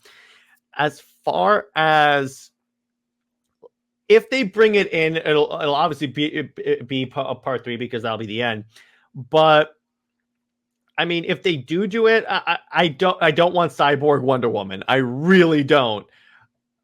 Now, if they can just revert it to pre-death of Superman, we can we could see two super wonder couples, and can imagine it was kind of funny. We can exactly watch Twitter react, because if they reacted to a 20-second kiss scene in Crisis Part 1, imagine how they'll react to how like every other Superman we bring in is with is with Wonder them. Woman. By the way, where's Exactly. what's kind of funny? I just realized Lois is not in this part. Right. Well, honestly, I, Who needs her? But there you go. true. But honestly, with the Man of Tomorrow movie, they didn't have any development of a relationship. It wasn't even a hint of romance. So when they had Crisis Part 1 and she was randomly there, like, of course, yes, like they said, it was, things developed off screen. And it was good that they admitted that. And that's why I have, like, a bit more. You can't be too down on this production team because they admitted the issues that they had. Mhm. And Jim Craig, he actually was the producer of Justice League Action, and Superman and Wonder Woman was a Yeah. couple there too. I believe there were So, always a couple in that thing. It's not like they broke up. right, like some people want to say. Yeah, But I'm sorry. Prove to me you didn't watch it without telling me you didn't watch.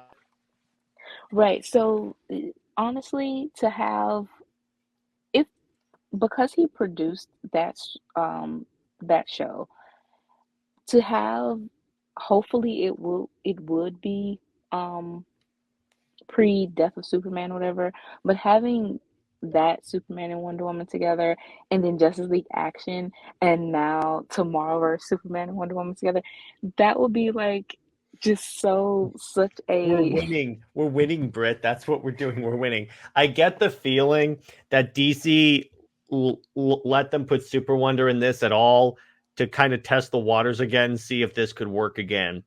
This is just my tin hat on right now, thinking if they're going to start experimenting with this stuff, like maybe they even tried in the upcoming Absolute universe. Watch, if they announce it, I will point to this episode and say I predicted it.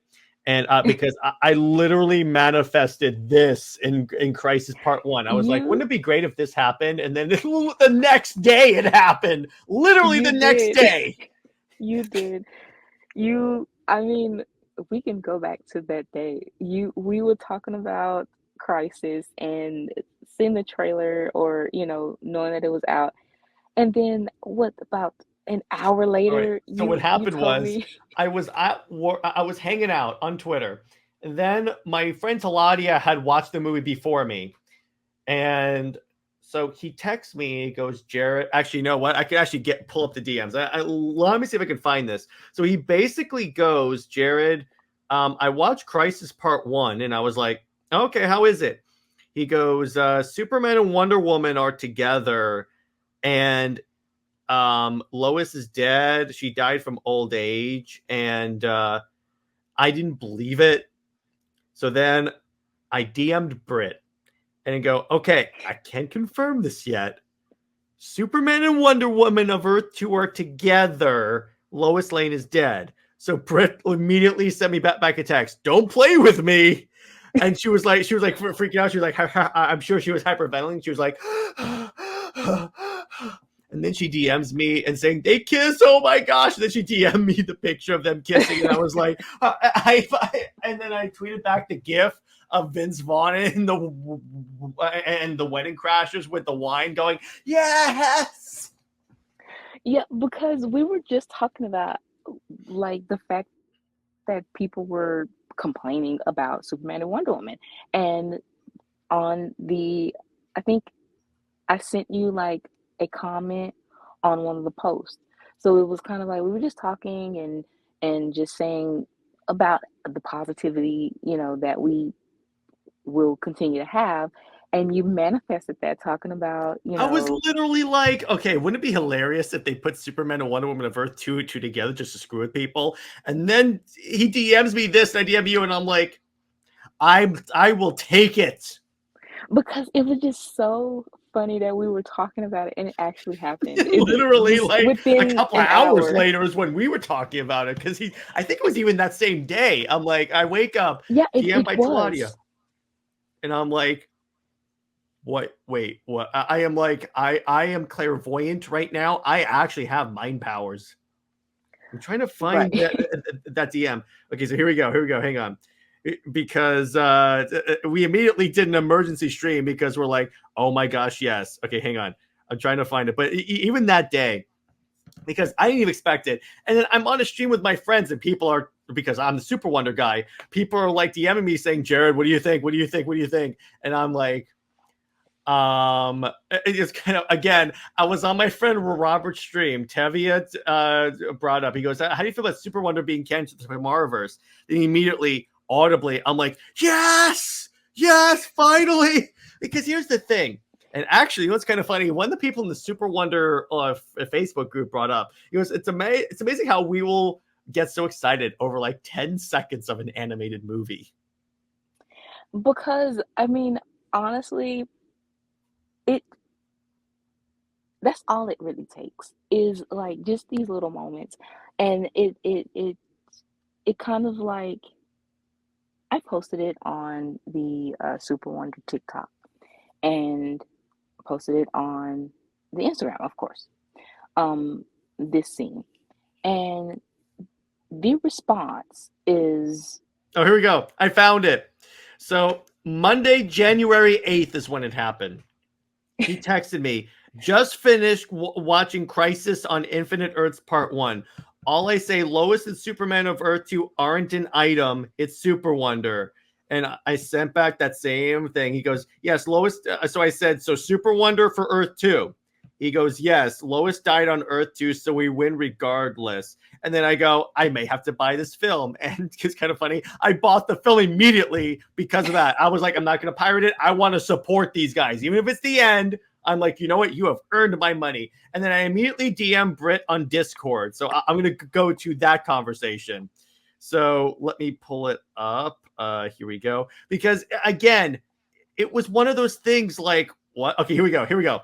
So I texted. So we were talking about other stuff too. So I DM'd and goes, hey, my buddy watched Crisis on Infinite Earths, and he said Superman and Wonder Woman of Earth 2 are a couple. In fact, Lois on Earth 2 died, and I have a gif of me going, yes. And then Brit goes, wait, for real? Oh my, OMG. And he goes, yes, according to him, he said Lois is dead on Earth 2, and Earth 2, Superman and Wonder Woman are together. And then Brit has a thing saying, don't play with me. He goes, I'm buying the movie so I can confirm. Then she goes, I'm a cry, LMAO. The fics are about to cook up if it's confirmed. I sent her the DMs from our conversation. And then she has this DM of a little kid going, try to keep it together. And then it's a cat going, gimme. And then later on, so we're talking about other stuff. And then she says, Superman and Wonder Woman kiss at Crisis. Oh my gosh. And I'm like, wait, what? And then she goes, please tell me I DM, please tell me you have a screenshot. And then Brit goes, a friend sent it. Hold on. Crying, 8 exclamation points afterwards. Then she sent me the screenshots. She goes, he won't share it out yet. I'll wait for the movie to be officially released for good video and screenshots. So I'm like celebrating. I'm like, we finally have a win. She goes, LOL, right? OMG, Earth 2, Superman and Wonder Woman together, older, wiser. And then DC makes it even better when they do the post on Instagram promoting the movie, but they call Earth 1 Superman, the one with Lois, Superboy. right. That That is, wait a second. And honestly, within this movie, he doesn't really do anything. Like he is very It's really much, this guy too. They're treating Earth 2 Superman with more reverence. he the Earth 1 Superman is very much a rookie, and like I don't know, he doesn't like it's kind of like he's reactionary and doesn't know what to do. Kara even has a much better story arc than he does. Yeah, I really don't know his role and importance. Earth 2 Superman honestly has a better story because it does go back to the golden age of being, an orphan, of the Kents dying young, when he was young, um, of just being in, the battle of World War II, Yeah. and being a reporter, and how Diana, um, they thought that he was just a regular journalist, but from that movie when he said, "I just have tough skin," it's like you were shot in the head, and you talking about you just have Yeah, tough tough skin, skin. Did you have a right? tough skull? It's really weird. I Yeah. also like, So again, Britt and I have talked about this. They gave Wonder Woman the gray eyes. yes, the gray eyes especially goes with the goddess of Athena. So yeah, I honestly, that will show that Diana is so much more unique, and you know her divinity if she had gray eyes. And gray eyes is a rarity, so that really stood out. Um, but going back to this again, they should have had more JSA movies, especially with showing how Earth 2 Superman really became. He was inspired by Diana, but I really wanted to see them co-lead the JSA. And given that Damien and Helena, you, you know, are from Earth 2, I believe Damien was from Earth 2 Hmm. as well.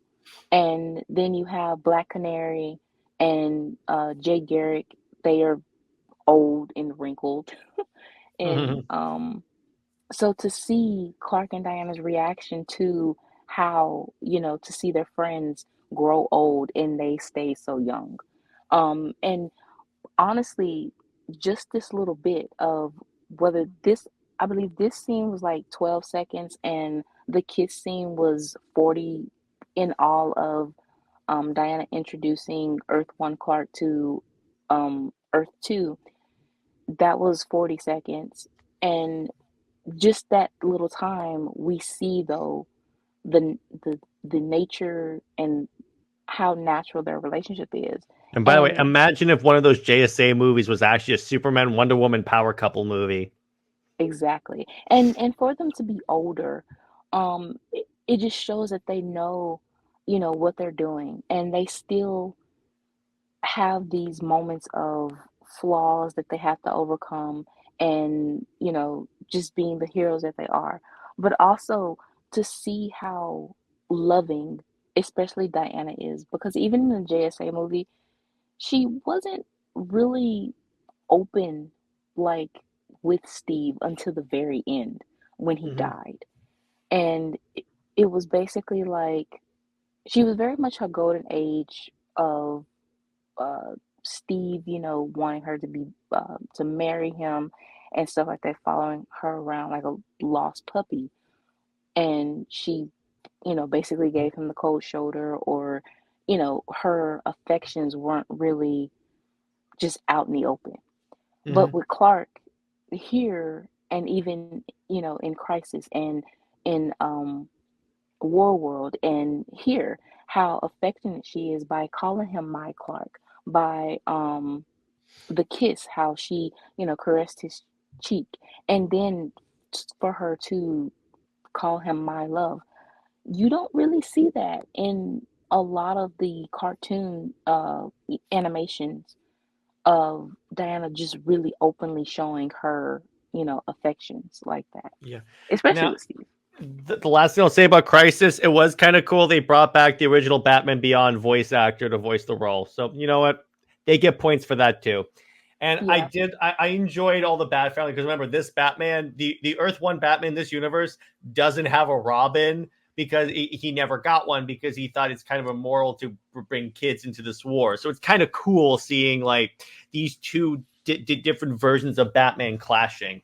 Plus, then we have like all the different like Bat family members and everything. It was really cool. So that's about where we're gonna leave this episode. Hope you guys enjoyed it. So, but by the way, in terms of like how I rate Crisis Part Two, honestly, it was fun. I so far I've enjoyed Part One a little. Actually, you know what? I enjoyed Part Two more because of like I liked all the like multiverse gods like stuff and about how they slowly realize that this is all like an intelligence attacking us. So, anyway, Britt, let me ask you this: which one did you enjoy more, Part One or Part Two? I would say part two, only because it was trying to give like a little bit of back. Honestly, no. I would say they're basically even, but part two gives you a little bit of backstory of all of, these plots they just kind of like put there, and then it's like, okay, we'll get to it and explain it a little bit further. But part one, it kind of just gave that setup. So I would put part two above that. Then, but all in all, I'm just waiting for part three to really just watch it in full, to, to get the full story and to really just understand it, and maybe it will be a little bit better, of watching it, and it won't seem like choppy as it does. Yeah, exactly. And I'm interested to see if they how they bring back Wonder Woman, and if they get the happy ending, because that's the least I want. Even though we didn't get a Super Wonder movie, at least give me a Super Wonder happy ending story to the story. At least that. Exactly. But Right. anyway, so that's where we're gonna leave it. So Britt, you have any stories you want to tease the fine people at home with? Right. So of course we have our Shelterverse, and just continuing to either I'm trying to catch up with the points and everything, and um chapter 2 is on its way with the editing and adding more um scenes that I think of that, of course, Jared, I am not sharing with you yet. Oh Um no, someone's um confident. yes, I am. I have the tonight one shots that I have shared with you.